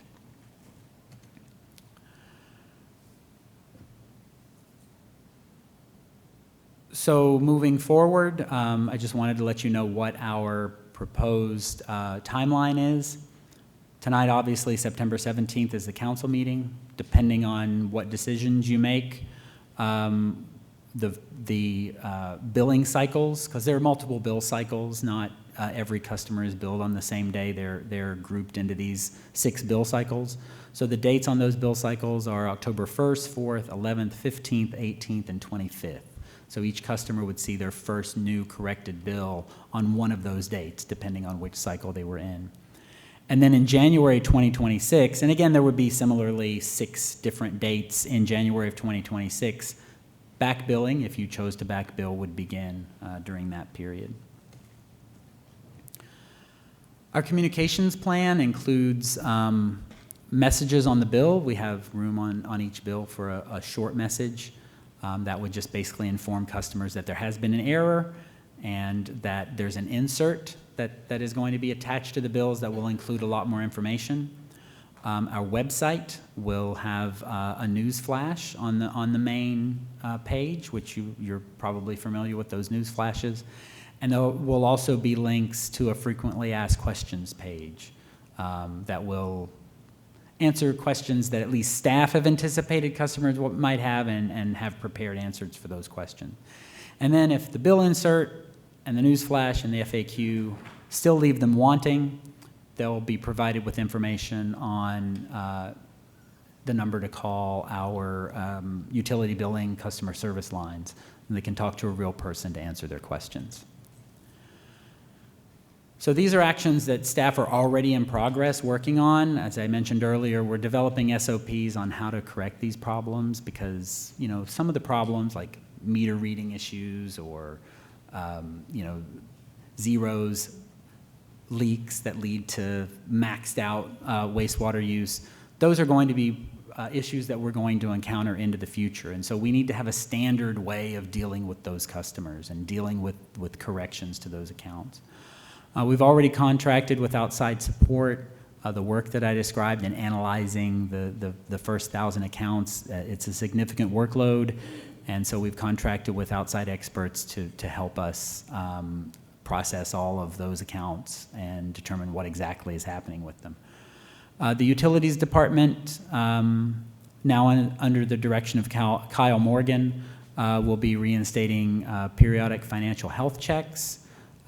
Just to, as another tool to try to see issues like this as they're happening and to see them earlier so that they can be addressed earlier. And then also scheduling of periodic utilities subcommittee meetings. I would guess starting off, there's a lot to talk about. So they might be as frequently as monthly. And then as time passes, the subcommittee could decrease that frequency if they want. As a minimum, they will be quarterly meetings moving forward. And more on the utility subcommittee. These will be public meetings because this is a standing subcommittee of the City Council, held quarterly, as the city manager just mentioned, at a minimum, held quarterly. There's already a meeting scheduled for next month on October 21st from 3 to 4 p.m. There are already some proposed meeting topics for that meeting. Talk about the health checks that I just mentioned, an update, because certainly between now and then a lot of work will be done on correcting these billing errors, so we'll update the subcommittee and the public at that point. Project status updates and some treatment plant statistics, and probably also some education on what those treatment plant statistics mean. And these topics and other topics like customer education and engagement will be, we expect, frequent topics on the upcoming utility subcommittee agenda. And then finally, and perhaps mercifully, I apologize for the length of this presentation, but there was a lot to cover. To repeat the recommended actions, as I mentioned, we'll be crediting the accounts that were overbilled. We recommend that you direct us to lock in the winter water use period 2022-23 for the purpose of calculating wastewater bills for all accounts, consistent with the rates that the City Council already adopted in 2023, with the exceptions that I've already described. Those bills that would, doing so would result in an increase of more than $30 per month, or those that had zero water use recorded for that winter. And then finally, we ask that you provide direction on whether or not to back bill underbilled customers. If you choose to do so, provide direction on how far back into the past you want to go, either the number of months you want to go, or you could simply say 50% or 20, pick a percentage. You know, it's up to you. And there are just some sample numbers on what it would mean going back various amounts, how many dollars we would be back billing in total. And then the recommended actions are continued. You may need to adopt a resolution depending on your decision. If you choose to forgo collection of all underbilling, that is, we're not going to back bill at all, you need to adopt Resolution 2025-111, Option 1. That's in the agenda packet. And a resolution is necessary because you have to pass a resolution or adopt a resolution if you're choosing not to collect money that otherwise we would have been authorized to collect under the adopted rate schedules. Your second option is, as I mentioned, to forgo collection of only a portion of the underbilling. And you would do that by adopting the same resolution number, but option 2. And if you choose to do that, we ask that you specify either the number of months to back bill, and that number of months going back would be prior to and including August of 2025, last month, or specify simply the percentage of the total underbilled amount that you wish to back bill. And then finally, your third option is to choose to collect all the underbilling due to Error 1. No resolution is necessary for this option because the city is already authorized to collect these funds by the utility rates and fee schedules and by law, and those utility rates and fee schedules were adopted in October of 2023. But we would like for your clear direction that that is the option that you are choosing if that's the one you want to choose. And then finally, I want to acknowledge a number of staff who have worked very hard on not only identifying these errors, but identifying the customer impacts and coming up with options to present to you for how to correct them. Especially, I want to call out Nicole, Lindsay, and Kyle Morgan, who are seated behind me. But there's a long list: Kelly Spire, Demas Costanza, Joanna Axelrod, Teresa Collins, Christina Holmes, and our city attorney, Michael McGinnis, who have worked hard on this. And with that, I'm here to answer your questions, and I think I'll leave the recommended action slide up because I think that's what most of your discussion is likely to center around. Thank you, sir. Do we have public comments on this one? None. Okay. Thank you for the presentation. Thank you to that list of names you just said. Before I start with my questions, I just, on behalf of the city of Escondido, wanted to apologize to each and every one of you and each and every resident here. You know, this was a simple yet colossal mistake that can never happen again, and we recognize that and take full responsibility. Where do you even begin? Okay, I'm going to ask one easier question just real quick. The $25 a month, if we choose not to collect all of the money, can we change that number to $15 a month? You can indeed. That number, the $25 per month, is simply a suggestion. You can choose to, regardless of how much money you choose to collect, you could specify the number of months that you want to collect that over, and then set whatever monthly amount you choose. Okay, that's at least a little comforting. I think I speak for everyone up here when I say I've been battling with the question of, do we seek back billing or not? And where I keep personally landing is, these are public resources that we all collectively share and should collectively pay for. Is it fair to go back and say we need all of this money? Well, I think that there's a small minority of people in Escondido who that's going to hurt beyond repair, in particular senior citizens, mobile home park residents, and I am open to finding a balance between those two. So that's where I stand, and I look forward to hearing everybody else. So two things, Mr. Mayor. I totally concur with your statement. It's unacceptable, and what's not being talked about is the provisions that we're putting in place. One of the other things is that we have to get into a serious conversation about at the Utilities Subcommittee is modernizing our system. We are not in the 21st century as it relates to billing. We need to really consider what other communities are doing in Southern California. And in fact, some of the residents of Escondido are already benefiting from, which is electronic metering. We spend a lot of time in the field, as was referenced, is manually reading meters and making sure we're getting numbers right. We could be so much more proactive in an environment where we were electronically metering and identifying leaks, identifying issues that were happening on a level that impacts people on a day-to-day basis. That also said, I want to reiterate that one of the things that wasn't illustrated in the presentation is non-collection of some of this may in fact impact future rates, right? I hate to bring that up, I hate to illustrate that, but if we're unable to address things today, that may exacerbate rate charges in the future. So I feel like that I need to say that. I didn't want to say that, but I feel like I need to say that as you deliberate about back billing. Thank you. Councilmember Fitzgerald? Yes, thank you for adding that. So I too agree with Mayor White. I believe, people expect to pay, and the amounts that they're going to be paying or what's going to be added on to their bills for the back billing, it's not an unreasonable amount. So I like that there's an alternative payment plan for those that maybe are low income and the seniors, or maybe, if they want to spread it out, or we can work with them. But for those that absolutely cannot pay, that we're able to identify, we also have to have a plan for them. And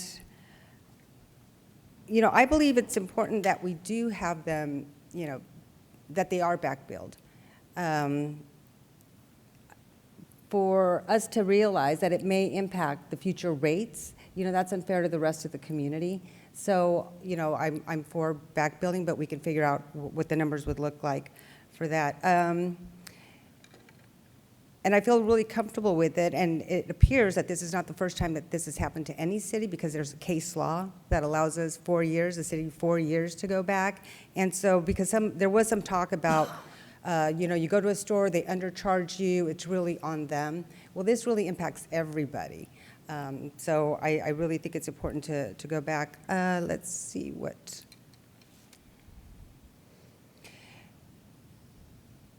I could go on. It was an excellent presentation. You guys did a really good job when we met one-on-one. Good work. I know it was a lot to clean up, but I think it's important that we do back bill because also where we are currently financially and what the work we need to do at the wastewater facility, this is also going to impact that. So I would go for option 3, but with some exceptions. Again, exceptions for the people that it would financially impact, and then also those that can absolutely not pay it back.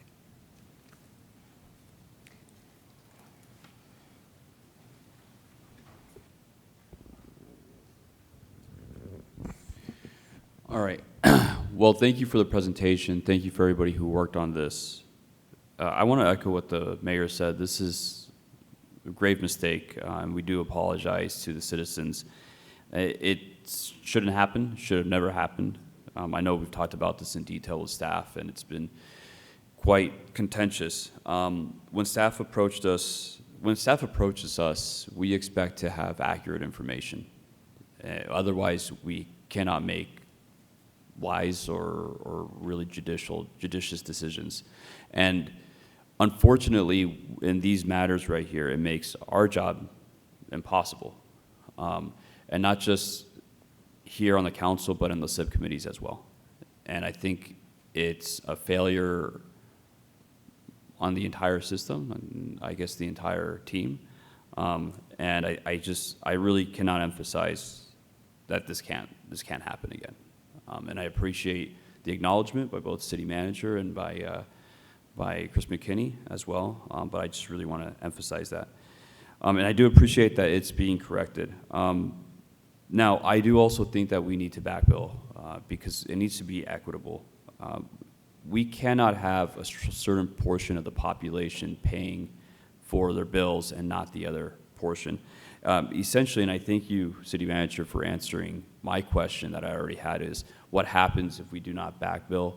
Essentially, it's going to affect future rates. And if we don't increase the future rates to adjust for that, my assumption is it's going to affect our infrastructure, it's going to affect our maintenance. Is that correct?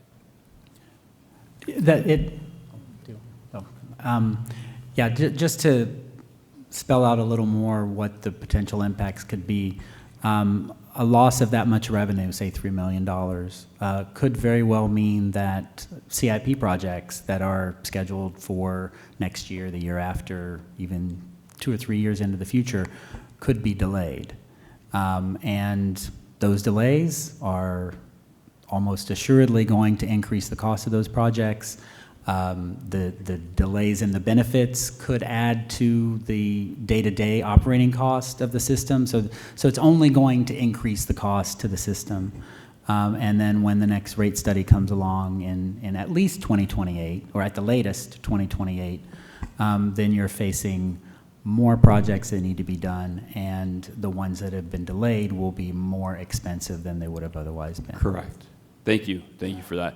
And I think that really drives home my point, is this is a public good that the entire public needs to pay their portion into it.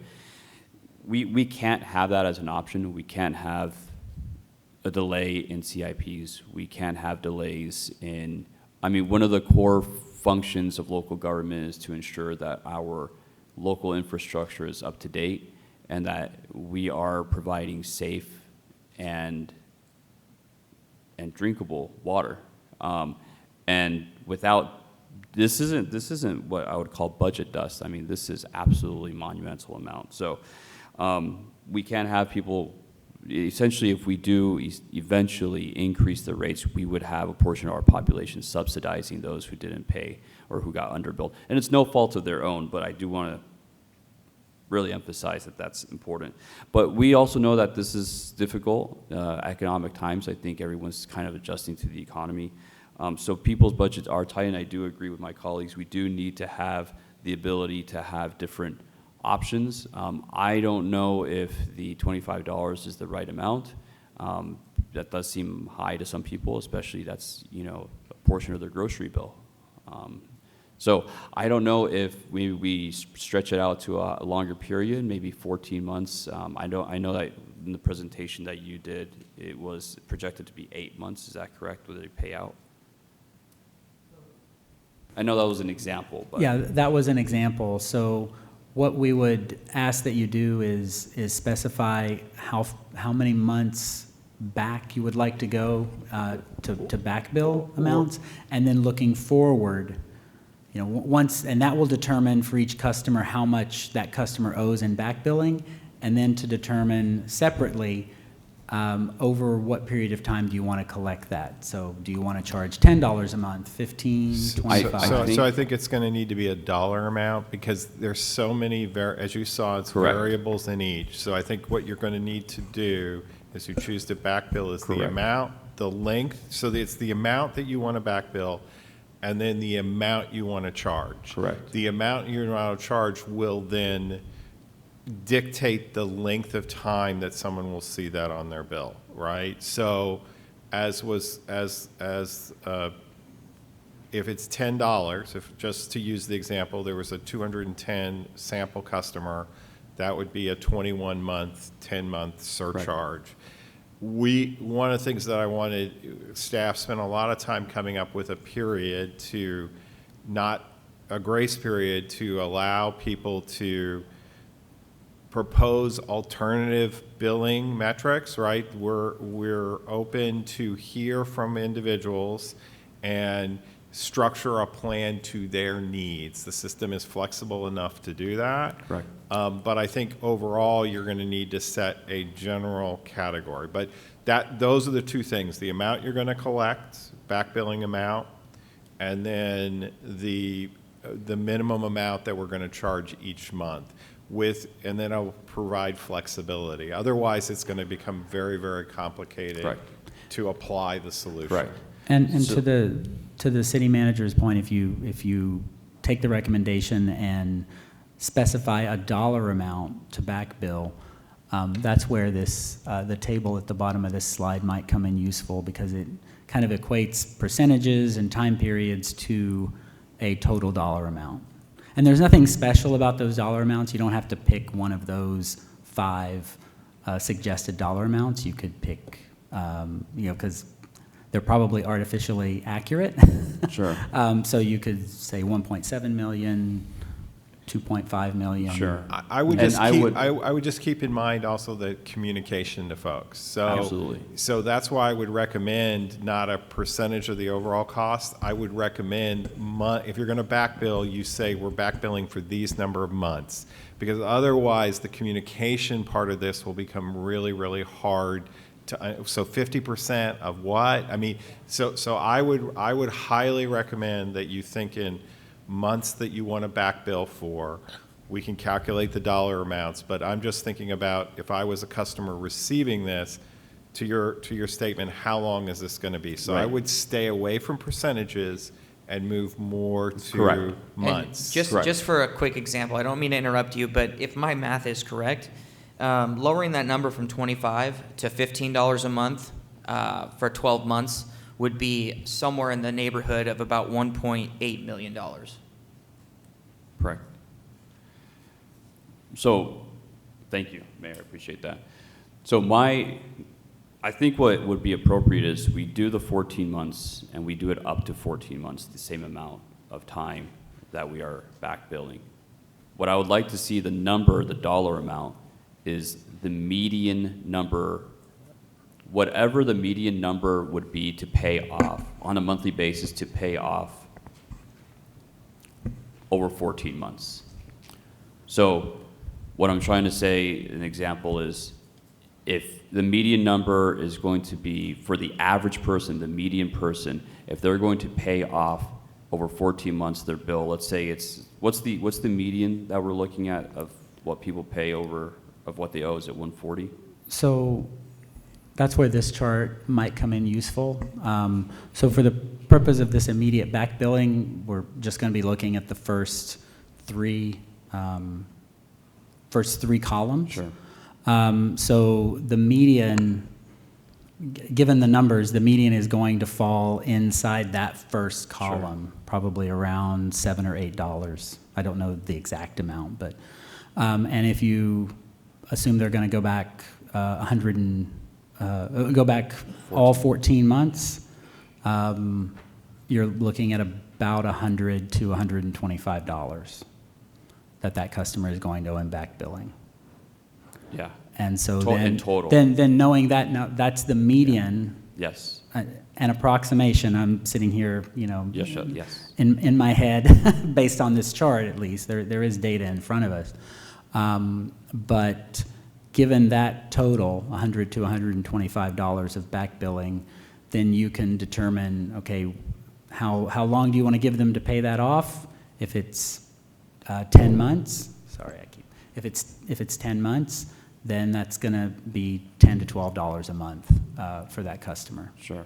Then if we do 14 months, then it'll be less than like $9, $8 yeah, or something like that. $8, $9 And that's a my month. suggestion, is to do it over the amount of time that we need to back bill, And if moving you- it proactively into the future for Yeah. 14 months. Yeah, and one bit of nice symmetry, if we choose to back bill it over 14 months, their monthly additional back bill is going to be about equivalent to the amount that they were underbilled in the first place. Correct. And that's my, Yeah, my reason if for that's that. your goal, yeah, then I think that would achieve Yeah, that way it's- approximately that. Yep.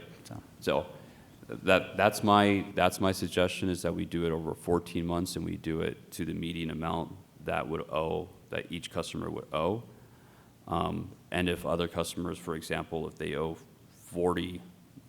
end up owing $40, then they have that option to extend it to 14 times 4,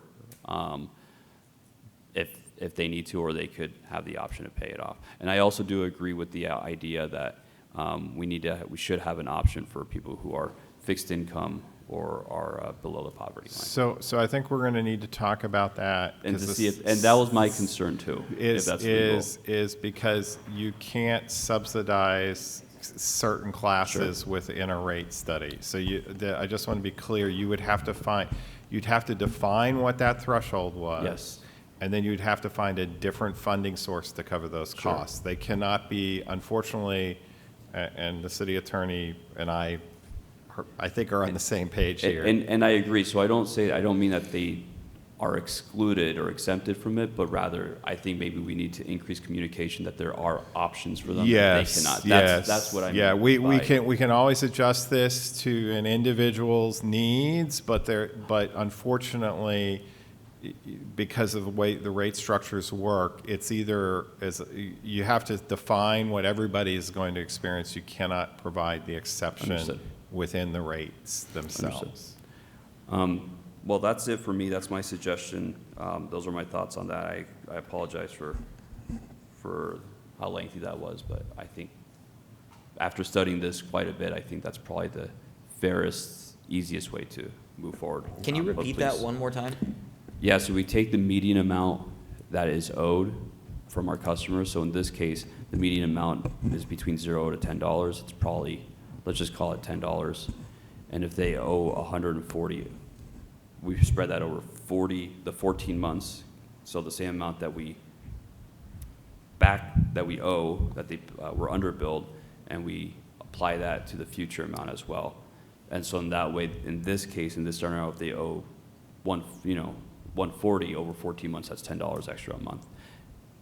Okay. Does that make sense? I want to make sure I understand. Sure. So when you talk about the median, let's say that median turns out to be exactly $8. Sure. Are you saying that for every customer, regardless of how much they owe, they're going to be billed $8 a month for however long it takes for that $8 a month to cover their entire debt? Yeah, because I would cover statistically about 50% of the Yeah. people will have And- paid back their amount, Yeah. the amount in 14 months. So And everyone that- else will be delayed, given that Yeah, we're that- looking at a larger number. that is certainly something we could implement for those customers who owe around $400. Then they're at $8 a month, unless they chose to pay it off more Sure. quickly. That $8 a month would mean that they would be paying these back bills over a period of more than 4 years. Yes, understood. I mean, and I understand that that's the long game, but I'm just trying to think of what was the fairest way to approach this. So, And I was asking questions just because I wanted to be sure I Absolutely, understood and I appreciate what that. you were proposing. Councilmember, Deputy Mayor? Thank you. Can we go back to the slide, what we're voting on, please? Okay. There you go. Sorry, there are two of them. Oh, not that one. Oh, wait, no, that is that one. It is that Okay. one. Thank you. Thank you. And so I agree with a lot of the sentiments that my colleagues have shared. So the 14 months, going back that far, does cover the full amount that would cover the full amount that it was underbilled, correct? Yes, that if Great. the council chose to back bill 14 months into the past, that would recover the entire $2.95 million. Okay, got it. So I would be fine with that. I do think that the 25 is very high, and I was gonna suggest something similar, but just $10. It's in, because I know you were trying to go with, you were proposing that we have a well-rounded number. So I think $10, because that would, and then for however long it takes for them to pay the back, because their bill will go up. Some of those bills will go up regardless, and to tack on the 10, I think is better than 25. So I would be okay with the 14 months at 100%, which is $295 million. And I would say, like, let's make it easy, a rounded number. I'm flexible, but $10 until it's paid off. And then working with customers who maybe need more time. What does and this would go into effect in October? So, And the grace period in January, Yeah, that's when they'd have to start paying it back? so what would happen in October is their bills would be corrected per the council-approved rate schedule. So for those customers who were being underbilled, they would see their bills go up just by virtue of correcting the bill, not any back billing, just correcting the bill is Got it. going to increase their bill. And then they would see that same amount until the grace period. We were recommending, staff were recommending January, but you can specify whatever grace period you want. Whenever that grace period was over, then that's when the back billed amount would then be tacked on also. Yeah, we don't want to prolong the issue, right? So part of this is to address the underbilling immediately, so we're not Right. accruing more debt. But Right. the payback could start in January. You could give us Okay. message to start 6 That's months good. from now. That is, if you elect to do it, that is the council discretion. But we would urge to correct, so we're not compounding an already difficult situation. No, I understand that, correcting it as soon as possible. And then I would say minimum grace period January, but I'm even open to delaying it. And then one thing, for those that fall in this category of having to catch up, right, because they were under bill, in the process of kind of seeing how this all works out, right? I don't know how many calls you're gonna get with upset customers. I would say that I would appreciate a lot of flexibility, including, no past due fees, until kind of everything gets sorted, for those that are impacted by the, additional, the back billing. Those are just some things that I'm thinking about, but again, I'm okay with the 14 months, because I understand that in the end, someone will pay it, whether it's now or later, right? So I'm fine with that, and yeah, and I think $10 is a good amount, or less, but I think $10 will help to make it easy. If someone calls about have a $10 charge, we'll know what it is when they call. And then hopefully they'll pay it off sooner than 14 months, but.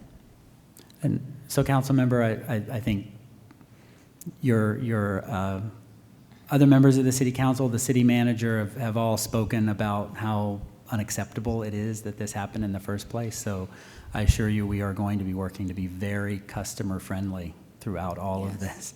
We have to be. Because even the process of back billing is placing a burden on our Yes, customers. it is. And so that burden is being placed because of an error. And so in the process of fixing that error, we must be extremely customer friendly. Great. Thank you. Those are my comments. So I've been struggling with this quite a bit because I was the one that raised the issue that when we go to the store and they undercharge us, well, that's the store's problem. Then I started thinking about it, and I go, well, yeah, that's the owner's problem, not everybody else's. And are responsible for all the taxpayers. in the city. So I've been going back and forth with that, and 14, I think we do need to go back to the entire 14 months. I have on my notes here, and it's very interesting that my colleagues have spoken about this. I have on my notes here $10 a month. I already have it written down. Regardless of how long it would take, I think that's something that would show flexibility on our end, and I appreciate the words, the commitment to being extremely customer friendly, because there will be those that are going to have bills that even those $10 could be an issue for them, because as I speak with the seniors and I speak with mobile home park owners or renters, some of them talk about how they're on the verge of becoming homeless. And an extra $20, $30 is an extra $20, $30, and could be quite a bit. But I think that we also have to think about the responsibility that we have to everyone and everyone else. We're not the owners. We can't just say, oh, well, you know, sorry. And I think our way to say, we're sorry and we accept responsibility, because we can just use words and say, we accept responsibility, but we're going to charge you. It doesn't matter. But at least if we're able to say, hey, if you can pay this amount, which we believe is reasonable, during the time, as long as it takes you, I think that's about as best as we can get with the terrible situation that we got ourselves into, because we are the ones that got ourselves into this, and we shouldn't forget that. So with that, I would say, I don't know if I need to move, but I would move to the 14 months with the $10 payment for those that request that, or however staff wants to put it in practice. Can you put that in writing for us? Yeah, and Okay. I was just prior to that, I just want to make sure that the motion would also include crediting the accounts that were overbilled, which is already a requirement, but also locking in the winter water use rate period for 2022 to 2023. So then beyond that, it's to direct staff to back bill for 14 months at $10, 14 months at $10 per month. Yeah. I'll second. Was I that- do have one more question, though, if I may. Sure, hang on one second. Was that the motion you were going to go with earlier? Is that, are we on the same page? My math was a little different, but I think for the simplicity, as my colleague said, I think Okay. $10. Okay. Because it's going to be It could've close to been $10 less, anyway. yeah. It'd probably be 8 something, so 10. Yeah. Okay. Councilmember? I just have a question. I want to make sure that the people that we're billing, it's the name on the account, because if it's something, if it's going to go back, I mean, if it says up to 4 years, but we're not going to go back that far, we don't have to. But say it was a renter, that renter has moved, a new renter is in, I want to make sure that only the person that was there or is currently in that house being billed, you know, if they were there during that whatever time period, so they're not responsible for the back building of the person that was there prior to them.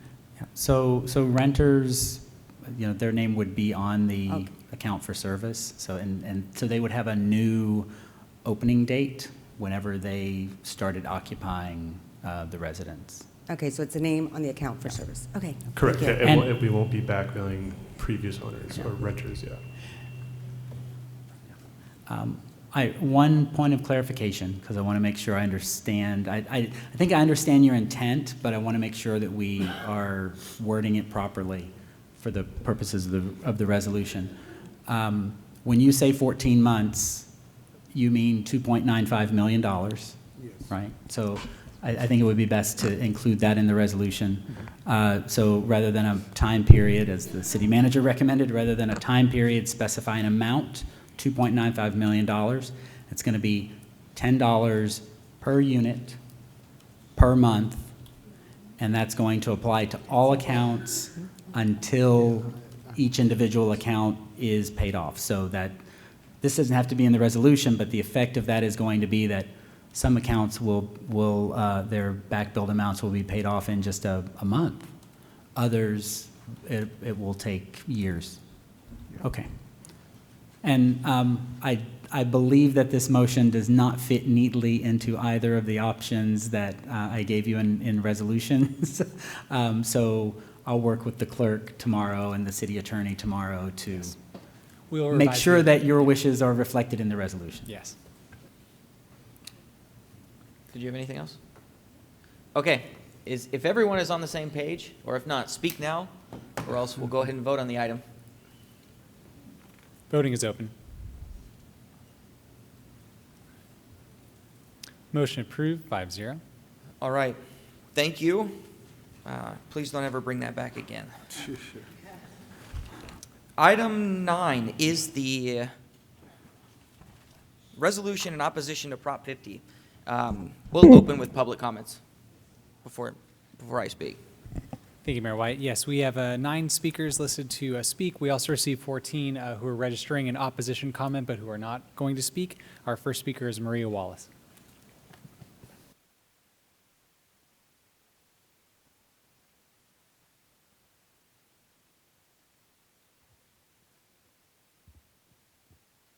Good evening, Mayor, council members. My name is Maria, and I think I don't need to say again that Escondido is my home. I would like to tell you why I support Prop 50, the Stop Election Rigging Act. Honest competition and fair representation are foundational values to the success of our republic. Using gerrymandering to gain unfair advantage for more seats in Congress is not right, but it's what President Trump is asking some Republican states to do, and they're doing it. When another state, in this case Texas, is threatening to diminish our state's voice in Washington, D.C., California's responsibility is to protect our interests and the representation of our citizens. The federalist system is built on states having power. Prop 50 is only temporary, and it will expire after 2030 census. What happened in Texas is a threat to our representation in this republic. Mayor White, you put a resolution against Prop 50.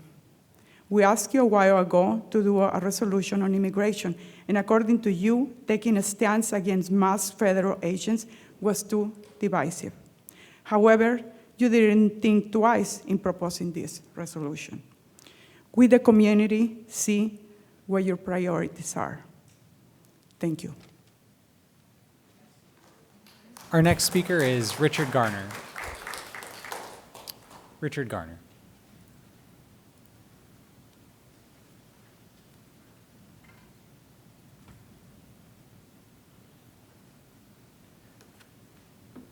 Good evening, Mayor and council members. I'm here to speak on the resolution to say you should not have a resolution. It's not your business. It's the business of the people of Escondido and California. They get to vote on this. The members or the citizens of Texas didn't get to vote on that. The redistricting. Gosh, California lets the voters vote. Let them vote. They do not need your opinion. They didn't vote for you to give political advice for national issues. They're more concerned about, hey, what's happening with Splash Pad? Hey, what's happening with Grand? What's happening with the libraries? That's what you were elected for. I don't want to hear your opinion as a city council on Proposition 50. 2, the fact that you're proposing a no vote is saying, hey, I'm Republican and I have to go along with the president. I don't want city council members beholding and being loyal to a president who has no restraint. So, there you have it. Don't do the resolution. Let the citizens vote.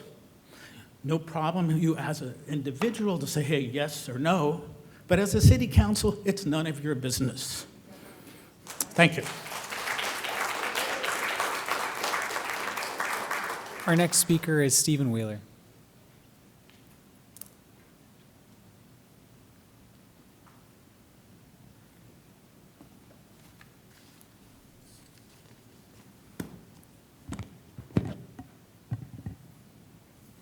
I am Stephen Wheeler. Honorable civil servants, I speak today in opposition to this agenda item. From my perspective, the charge of this august body is to manage city business affairs. This item seems to me nakedly political, well outside the scope of your responsibilities, and has and serves no legitimate purpose. I have spoken here before indicating the waning of my faith in local government. Admittedly, it's just my view, but this agenda item gives me reason for increased concern. To be blunt, this is not a city issue. It appears blatant political support for Representative Darrell Issa. I ask that you remember who you work for, and a vote of no. Thank you, with respect. Our next speaker is Paula Huntington.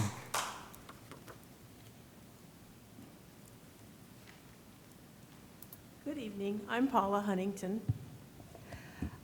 I consider that a city council is a nonpartisan office, and I don't like the fact that you're taking a partisan position such as this. Also, there's some misrepresentation or some confusion in this resolution, talking about how important it is to not divide communities, which makes it sound like we're not already divided into two districts, but we are. We're District 48 and District 50. The new map would have us be District 48 and District 50, so I'm not quite sure why you're threatening a divide that already exists.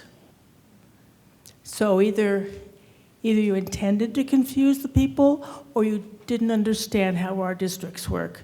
But it's a flaw in the resolution. But either way, you're supposedly a nonpartisan body. If you want to vote to oppose Proposition 50, you're becoming blatantly political. And one of the considerations is that when you task your staff to do a staff report and to draft this resolution, you are having them do stuff when they could be spending their time on things that really affect the city of Escondido. The opportunity cost is too high. So I agree with the former speakers that this is not your business.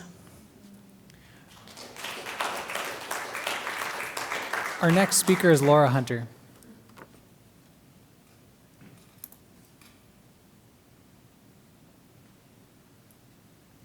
Laura Hunter, Escondido.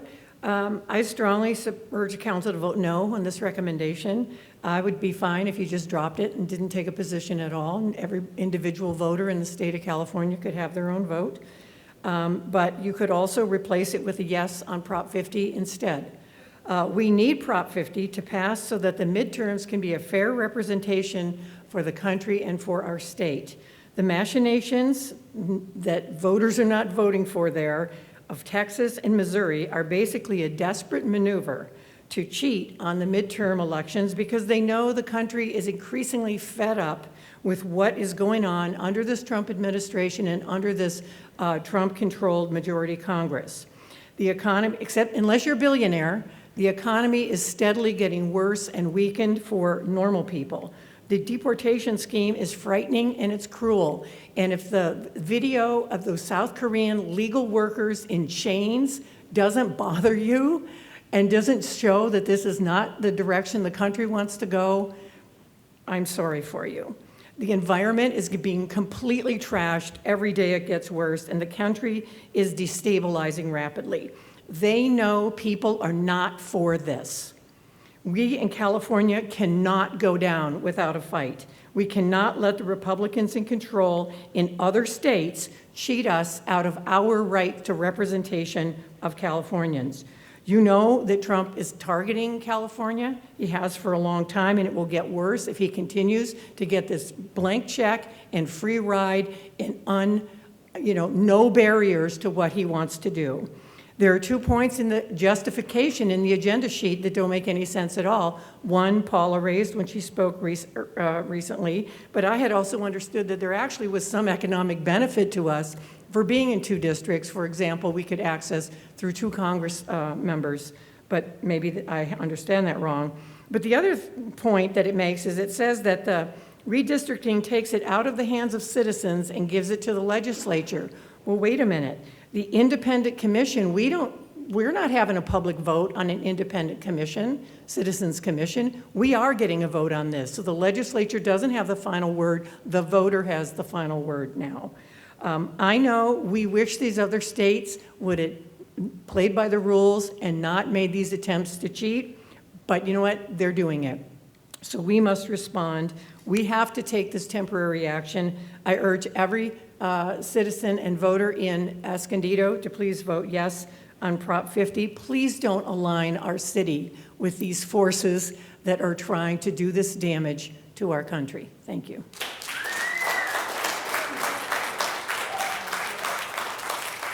Our next speaker is Lisa Richards.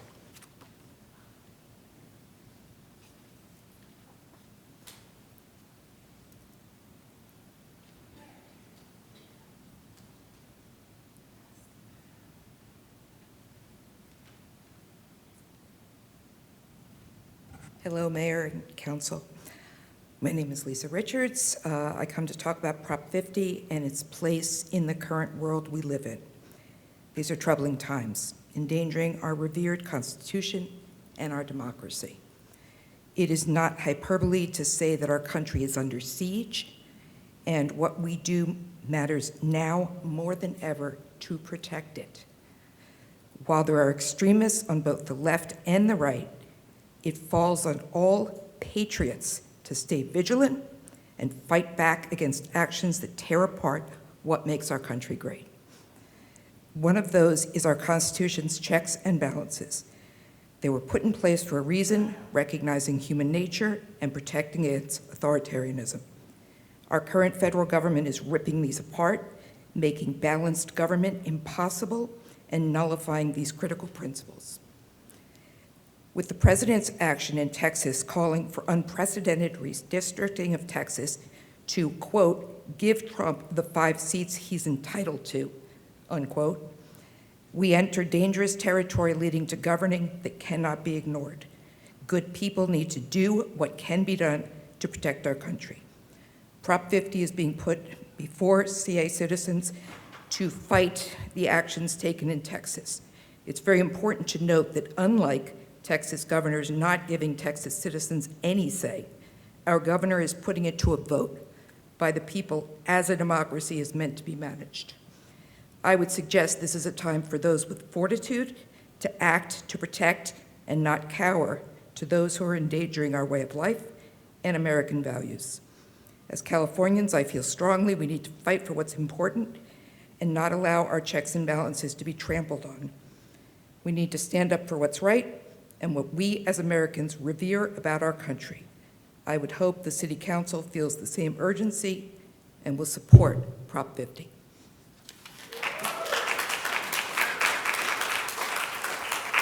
Our next speaker is Angela Spoussis.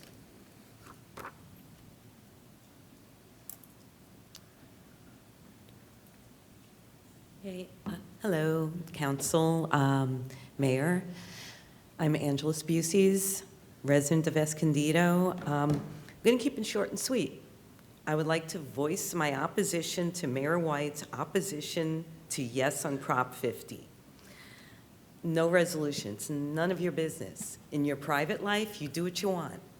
But for this council to endorse that is, excuse my French, bullshit. Thank you. Our next speaker is Mariana Brito. Mariana Brito. Amelia? All right, perfect.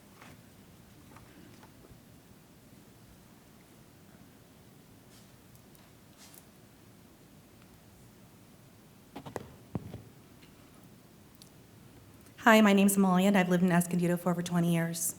I'm here to voice my concern regarding this resolution and urge City Council not to vote on any position on Proposition 50. or to vote yes on Prop 50, if you'd like.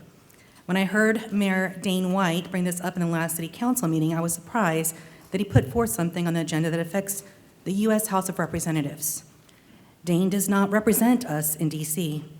Maybe he has aspiration to do so, and maybe that's why he brought this up. But let me remind all that listening that Dane White represents Escondido. And seeing as though he knows he can put forth a resolution in the city, I wonder why he hasn't done so in putting forth policies that support our Latino residents, especially now since the Supreme Court has allowed the Trump policy of profiling citizens based solely on skin color, the language they speak, or where they work. I wonder where your outrage is on that. Seeing as our city is majority Hispanic, that means that the president can literally target any one of them. Yet you put forth a resolution on your personal stance on Prop 50. I find that very revealing.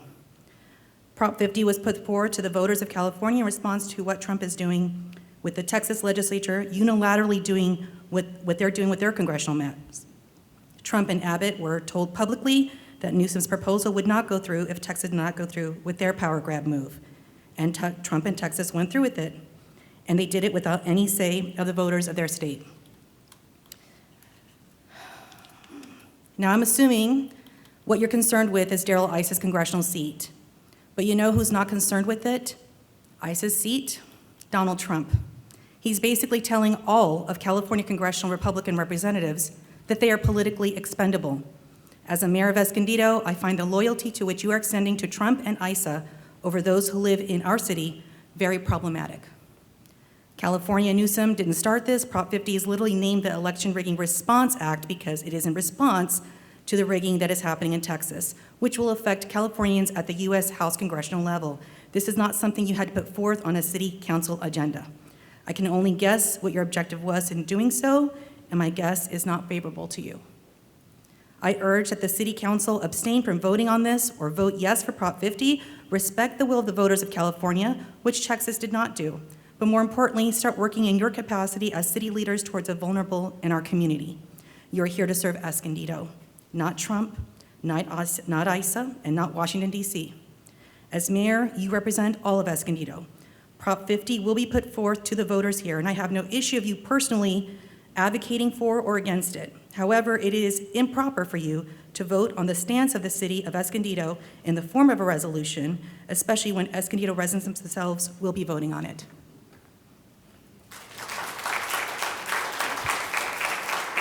No further public comments. All right, thank you, everybody. Ironically, Escondido is my only priority in this. And also, I'll also state that the sentence, the paragraph that says Proposition 50 proposes dividing communities probably isn't written as well as it could be, but that's what happens when staff don't write the resolutions, like this one. My concern is Escondido. You know, every year, the mayor and deputy mayor go to DC and lobby on your behalf for money for projects in the city. Most recently awarded projects are DNA testing equipment for the police department, I believe Escondido Creek Trail, stormwater infrastructure, traffic lights, and most notably, $1 million for the Grand Avenue Vision Project. We lose 50% of that money because of this map. And you know what? It's totally okay if you don't support, or if you do support what Governor Newsom is trying to do.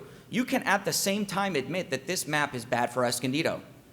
And that's what it is. It's terrible. And ironically, Congressman Scott Peters has been one of the best representatives Escondido has had. So to lose that now would be, that would hurt Escondido. And that's why I will move to approve this resolution in opposition to Prop 50. And ask for a second. I'll second. Thank you. I'll open it up for discussion. I think it's important, also along the lines that you were saying. So Escondido is one of the few cities in the county that has a Citizens Redistricting Commission for council districts. Here in Escondido, we give citizens the power to draw the lines, not politicians. So I thank you for looking out for our city and seeing the writing on the wall, Mayor. Opposing Prop 50 continues that trend and is an affirmation of our values here in our city. So I do support that. Thank you. Deputy Mayor? Thank you for all those who came to voice your opinion on this matter. I wish that we weren't voting on this. This is something that's up to the voters, so I believe that we should leave it up to the voters. And then just for some clarification as well, I know on the screen and in the agenda, it says staff recommendation approval, but I don't know if you want to speak to that, City Clerk? Yes, most definitely. So Thank this you item, for bringing that up. Yeah, there's no staff recommendation on this item when the item was put onto the agenda. For any council member directed item, those are for council decision only, not staff direction. Thank you. I just wanted to note that for the record. I understand why Proposition 50 exists. It's a response to extreme and unprecedented political maneuvering happening in other states, namely Texas. So I can understand, why this is being put on the ballot. However, I don't feel that it's appropriate for the Escondido City Council to weigh in on this specific issue. Ultimately, it will be up to the voters to decide. And this is really not something that my constituents reach out to me about. It's nothing that my constituents have asked me to put on the agenda. It's not what I hear about on the ground. Things that I hear about on the ground are issues like homelessness, need for affordable housing, protecting our immigrant residents. Those are the kinds of things that I'm hearing about on the ground. So I don't believe that this resolution uplifts that. And ultimately, it does seem like a partisan maneuver. And so at the end of the day, everyone will have their say who votes. And I will respect whatever that outcome will be. But for that reason, I will not be voting in support of the resolution. Thank you, Deputy Mayor.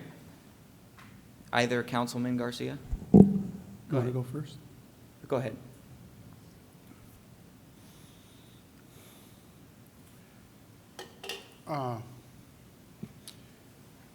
Here in Escondido, we have the citizen-led redistricting commission. And I was pretty much the only one I was the only sitting council member that was changed from one district to another this last time. And I was okay with it because these were the citizens. This is what Escondido wanted. And I ended up having to run in the middle of my term for re-election, because it was a new district for me. And as I read this, it seemed to me that, and if somebody can explain to me if this is true, that the citizen-led approach will be removed from having the authority to make those decisions, redrawing? Who could answer that? I think for clarifying the question, so the resolution, as it is currently drafted, was drafted by Mayor White. The question concerning the Independent Redistricting Commission, the City of Escondido, that will not be impacted by any action taken by City Council. This is solely related to congressional redistricting, and there is a state Independent Redistricting Commission, and this proposal, that's Proposition 50, essentially temporarily removes the Independent Redistricting Commission of the State of California from drawing the lines, and the maps that the state has put forward would then be adopted, and those are the ones that are for decision on Proposition 50. So the citizen-led would be removed temporarily? At the state level, not the city. I'm only speaking the city. It wouldn't affect city council districts whatsoever. Okay, but at the federal level, it would be removed? Temporarily, yes. The maps that were previously drawn that are in currently for the congressional districts would be removed and replaced with state legislative drawn maps that are being proposed for part of Prop 50. And the ones that are currently were drawn by citizens, right? By an independent. Same process, but at the state level, not at the city level. Correct. Yeah, because I remember I participated in the discussions for that. I have a problem with removing it from the citizens. I really do.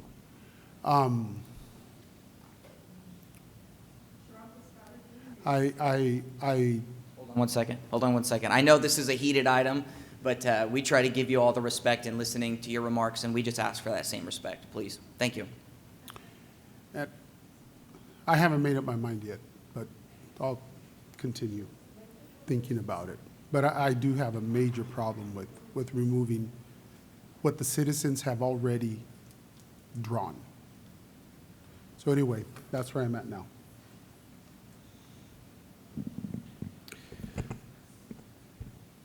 Thank you to everyone who came and spoke. I think the council, a lot of us have made a concerted effort of really listening to what you guys are saying. Look, philosophically, the criticisms that I've heard about the executive branch and the legislators in Texas, I'm not going to push back on any of that. I think philosophically, I don't think any state should be doing this. I agree with Ms. Hunter. I think she mentioned it. I don't think any state should be doing this at all. But I'm not here to discuss or defend what other people are doing.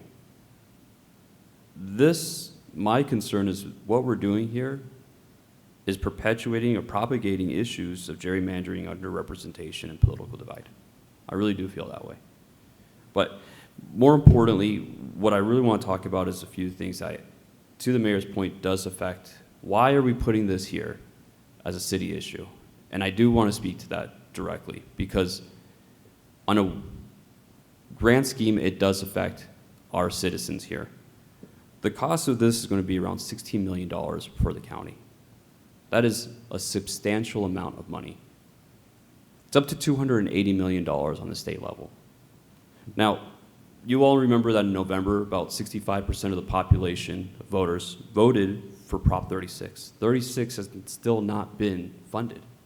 And it's not funded because we are being cited. What's being cited is concerns with the budget deficit. But we voted for Prop 36. Without Prop 36 being funded, we can't address the crime that's happening in California, especially in Escondido. We all know, we hear on a daily basis that Escondido has concerns about crime. We have a difficult time enforcing our homeless encampments, our homeless policies, and it's because we don't have the funding for it.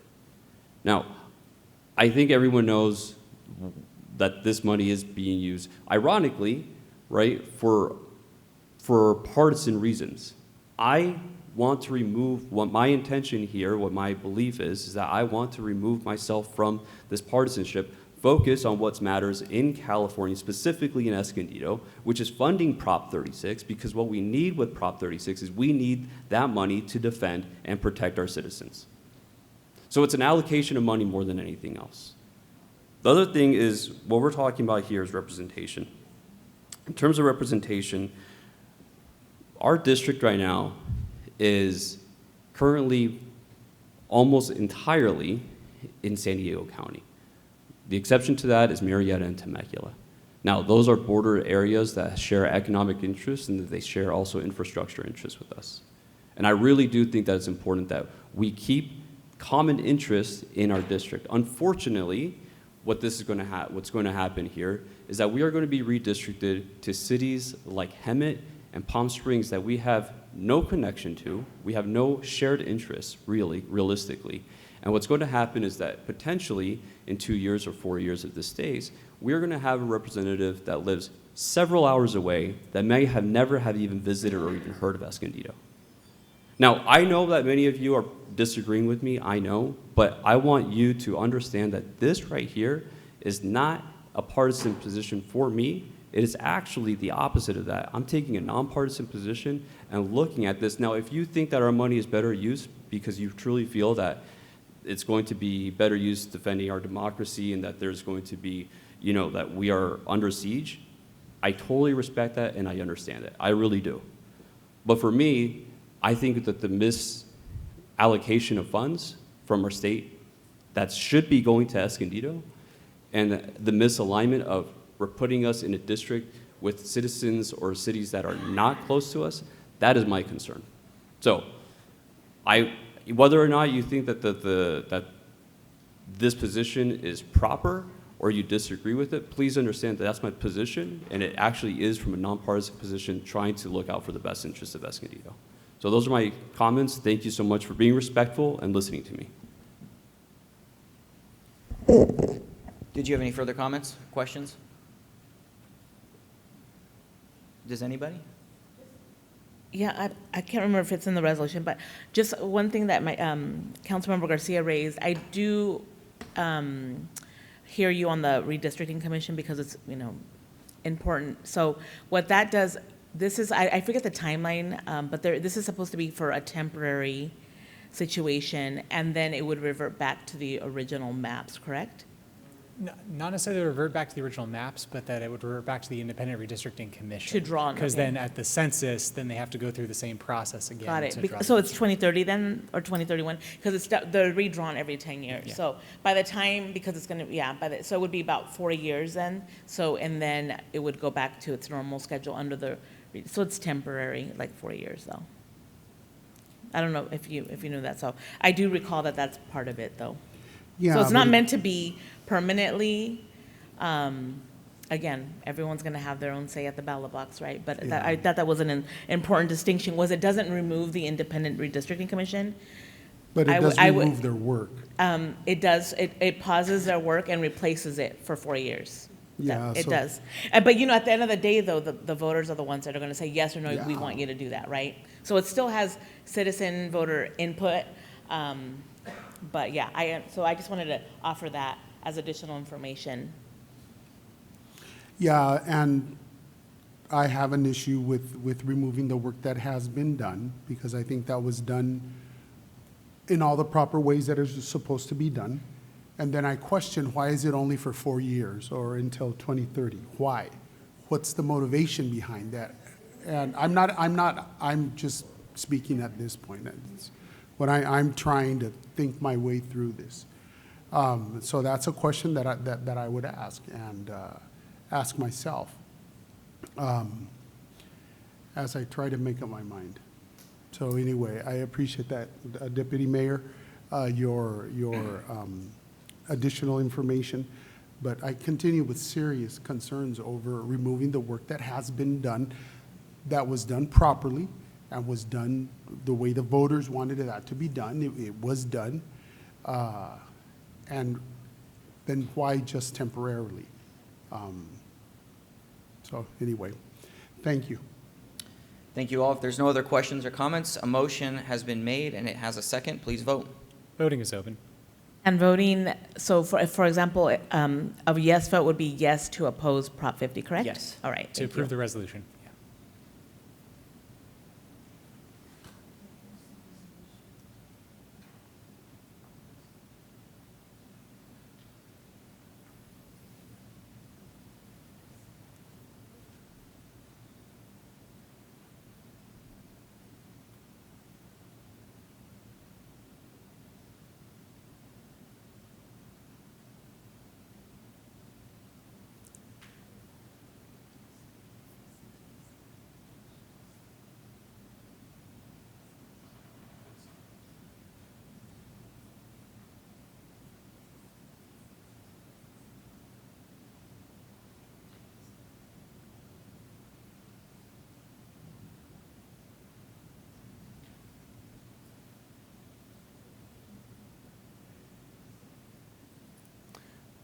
Motion approved, 4-1. Deputy Mayor Martinez, no. All right, thank you, everybody. We'll now move on to item number 10, which is the designation of voting delegate to the League of California Cities Conference. Honorable Mayor White, there's no presentation associated with this item. This is council's opportunity to designate their voting delegate for the League of California Cities Conference, which is coming up, and then you have the option of presenting 2 voting alternates, and it's up to the council's decision. Is there a volunteer to be the voting man? I knew you would jump So in there. I'm only volunteering because I'm the voting rep this year, right? I've deferred and I will be at the conference, and I do stay the entire time. So count on me to be there all day Friday. And I'm okay with that, and I've been the alternate. Yes. And we have been able to alternate back and forth locally, and Yes. and when I've been asked to stay for the whole time, I've done that when it's been necessary. So I would be happy to volunteer to be the alternate if that's okay with you. Would you like to make a motion, either one of you? Sure, I'll move to be the primary voting delegate for the League of Cities Conference, and Councilmember Joe Garcia for the alternate. I'll second that. All right. Any other questions, comments? Nope. Okay, please vote. Voting is open. It's not a conflict of interest to vote for ourselves. Motion approved, 5-0. Item 11 is the Transportation and Community Safety Commission appointment. Did you have a presentation for this? Do you mind No if I? presentation.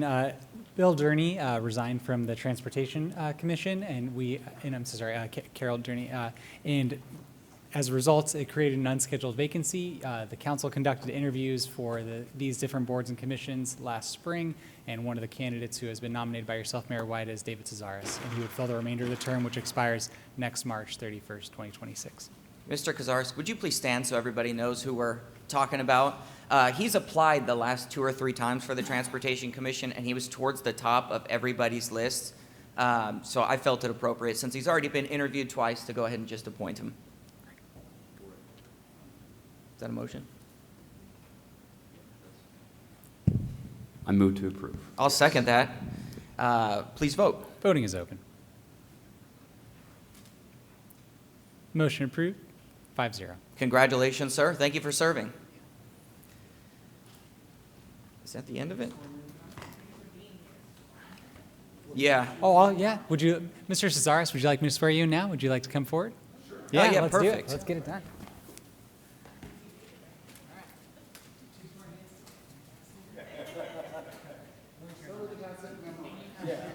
He knows every word. There you go.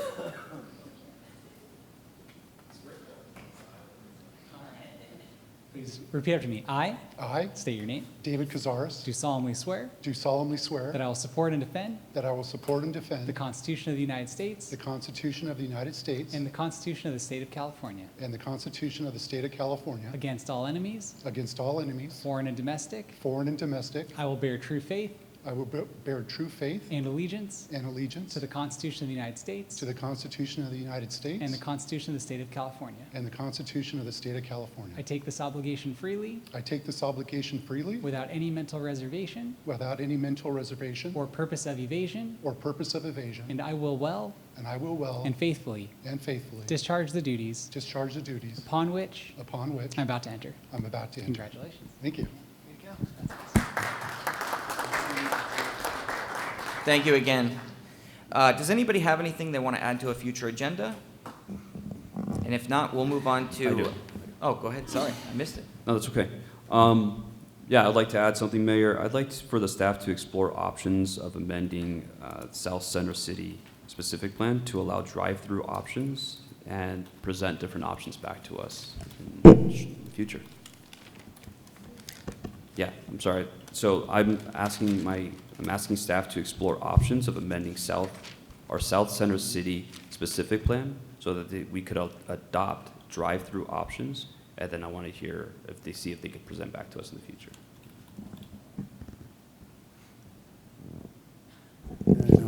I'll second that. Having been there, having represented District 3, I know the need, I understand it.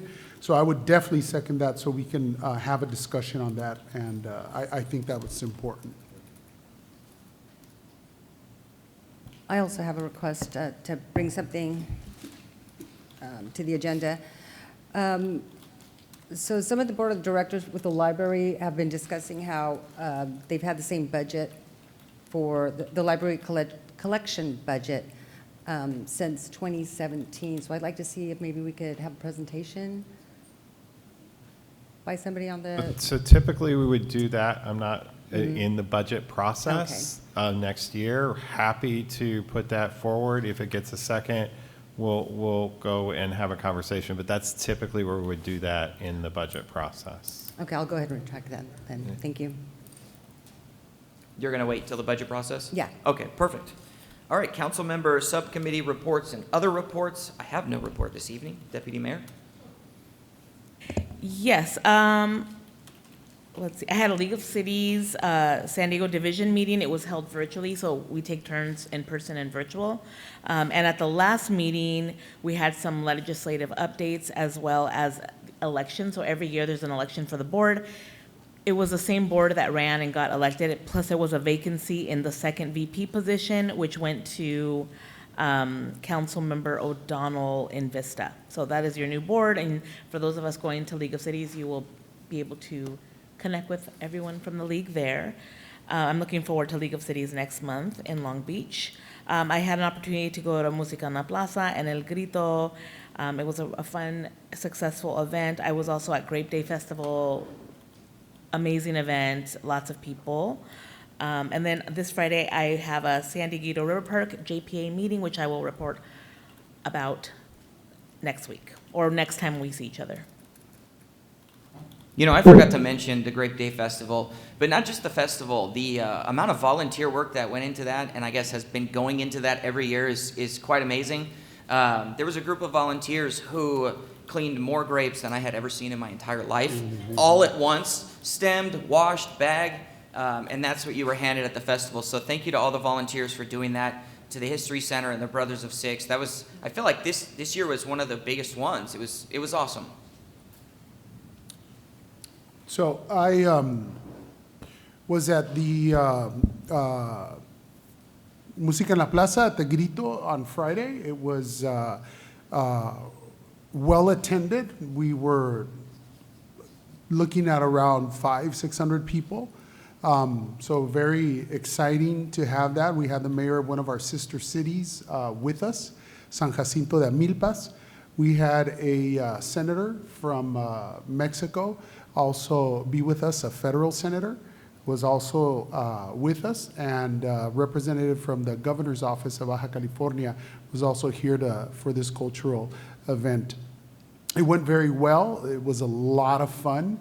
I ended up without a voice the next day after screaming, I guess, so much, but it was a wonderful, wonderful event. Tomorrow I have NCTD. I have an NCTD board meeting, so I'll be reporting on that once we have the meeting. Thank you. Christian Garcia. Thank you. So last week, we had a briefing for the Clean Energy Alliance. The Clean Energy Alliance, we seem to be on budget. We've properly allocated properly done future resource allocation, so that's been pretty comforting. We seem to be on track in terms of staying on budget, staying on track in terms of pretty much all the goals that the Clean Energy Alliance has right now. So it's been a pretty successful CCA. Obviously, there's going to be some variables that are going to be thrown at us throughout the next couple years, but I think we could handle them. El Grito was a great event, as mentioned. What would you call yourself, Councilman Garcia? The MC, the leader, the president of the event? But you did a great job. Thank you, Councilwoman Martinez, for being there and supporting as well. We also had the Grape Day Festival. Yes, it was a lot of fun. I think it was a pretty big success. And we also had the other Mexican Independence Day event on Sunday, which I think was really nice to see. I know it was a lot of this is why I bring it up. Staff, I know it was a really heavy load, and we started talking about this maybe 6 months ago, and I just really want to commend all the work that you did, and thank you for making these 3 events possible. So thank you so much. And lastly, as always, thank you to my community for the privilege of serving you. Yes, I just want to give a little bit of an update regarding additional pathways for visa status for DACA or anybody undocumented that's trying to get their visa. The State Attorney General's office is helping. It's either free or low income cost legal help, and you just have to go to their website, www.lawhelpca.org. So there's a pathway that some people were wondering about, and again, Congressman Darrell Isa's office is also very willing to help, and they've been getting a lot of applicants coming through and approved. On Thursday, last week it was a very busy week, so the Escondido Chamber of Golf tournament, the annual golf tournament, benefits the Police Athletic League, the Rising Stars Charitable Foundation for high school students here in our city. I know that The mayor was the guest of honor there, or what was it? Honorary chair. That's what it was. All right. Also, on Saturday, the Grape Day 5K, it was a record-breaking event. So it was 1,800 participants. It was a sight to see. It was so thank you to everybody that came out, the sponsors, and the police had their hands full, and they did a phenomenal job. And I saw a couple of them on the tracks there, so thank you for what you do. Today, I took a tour of, I went with the Public Works Director, Joe Goulart, and a staff member. You know, here where the priority is really increasing the quality of life for our community members here. So we took a tour of the West Side Park, the new playground facility. It's beautiful. There were families there. I got to talking to them, and they're just really excited about it. And to be able to share with them that we will be building a skate park there for them as well that will be lit. They just really appreciate that they're being noticed and something's being done. And it was just really cool to see. So good work, everybody. Also, we took a tour of the location on Del Dios and 11th, a site of a future park. It is, gosh, almost 5 acres, so it's right behind the fire station there. Perfect for bike trails, running trails, trying to think of what kind of outdoor activities. You know, we have such an incredible, we offer the public, and not just in Escondido, but North County and beyond, just so many sports and recreation facilities here that I think that's going to be another, maybe a football field, outdoor recreation center. I mean, it's something that's really going to attract and draw in more people to Escondido. So that was really exciting, and that is all I have. Thank you. City Manager? Nothing to report. Any other comments? None. All right, this meeting is adjourned.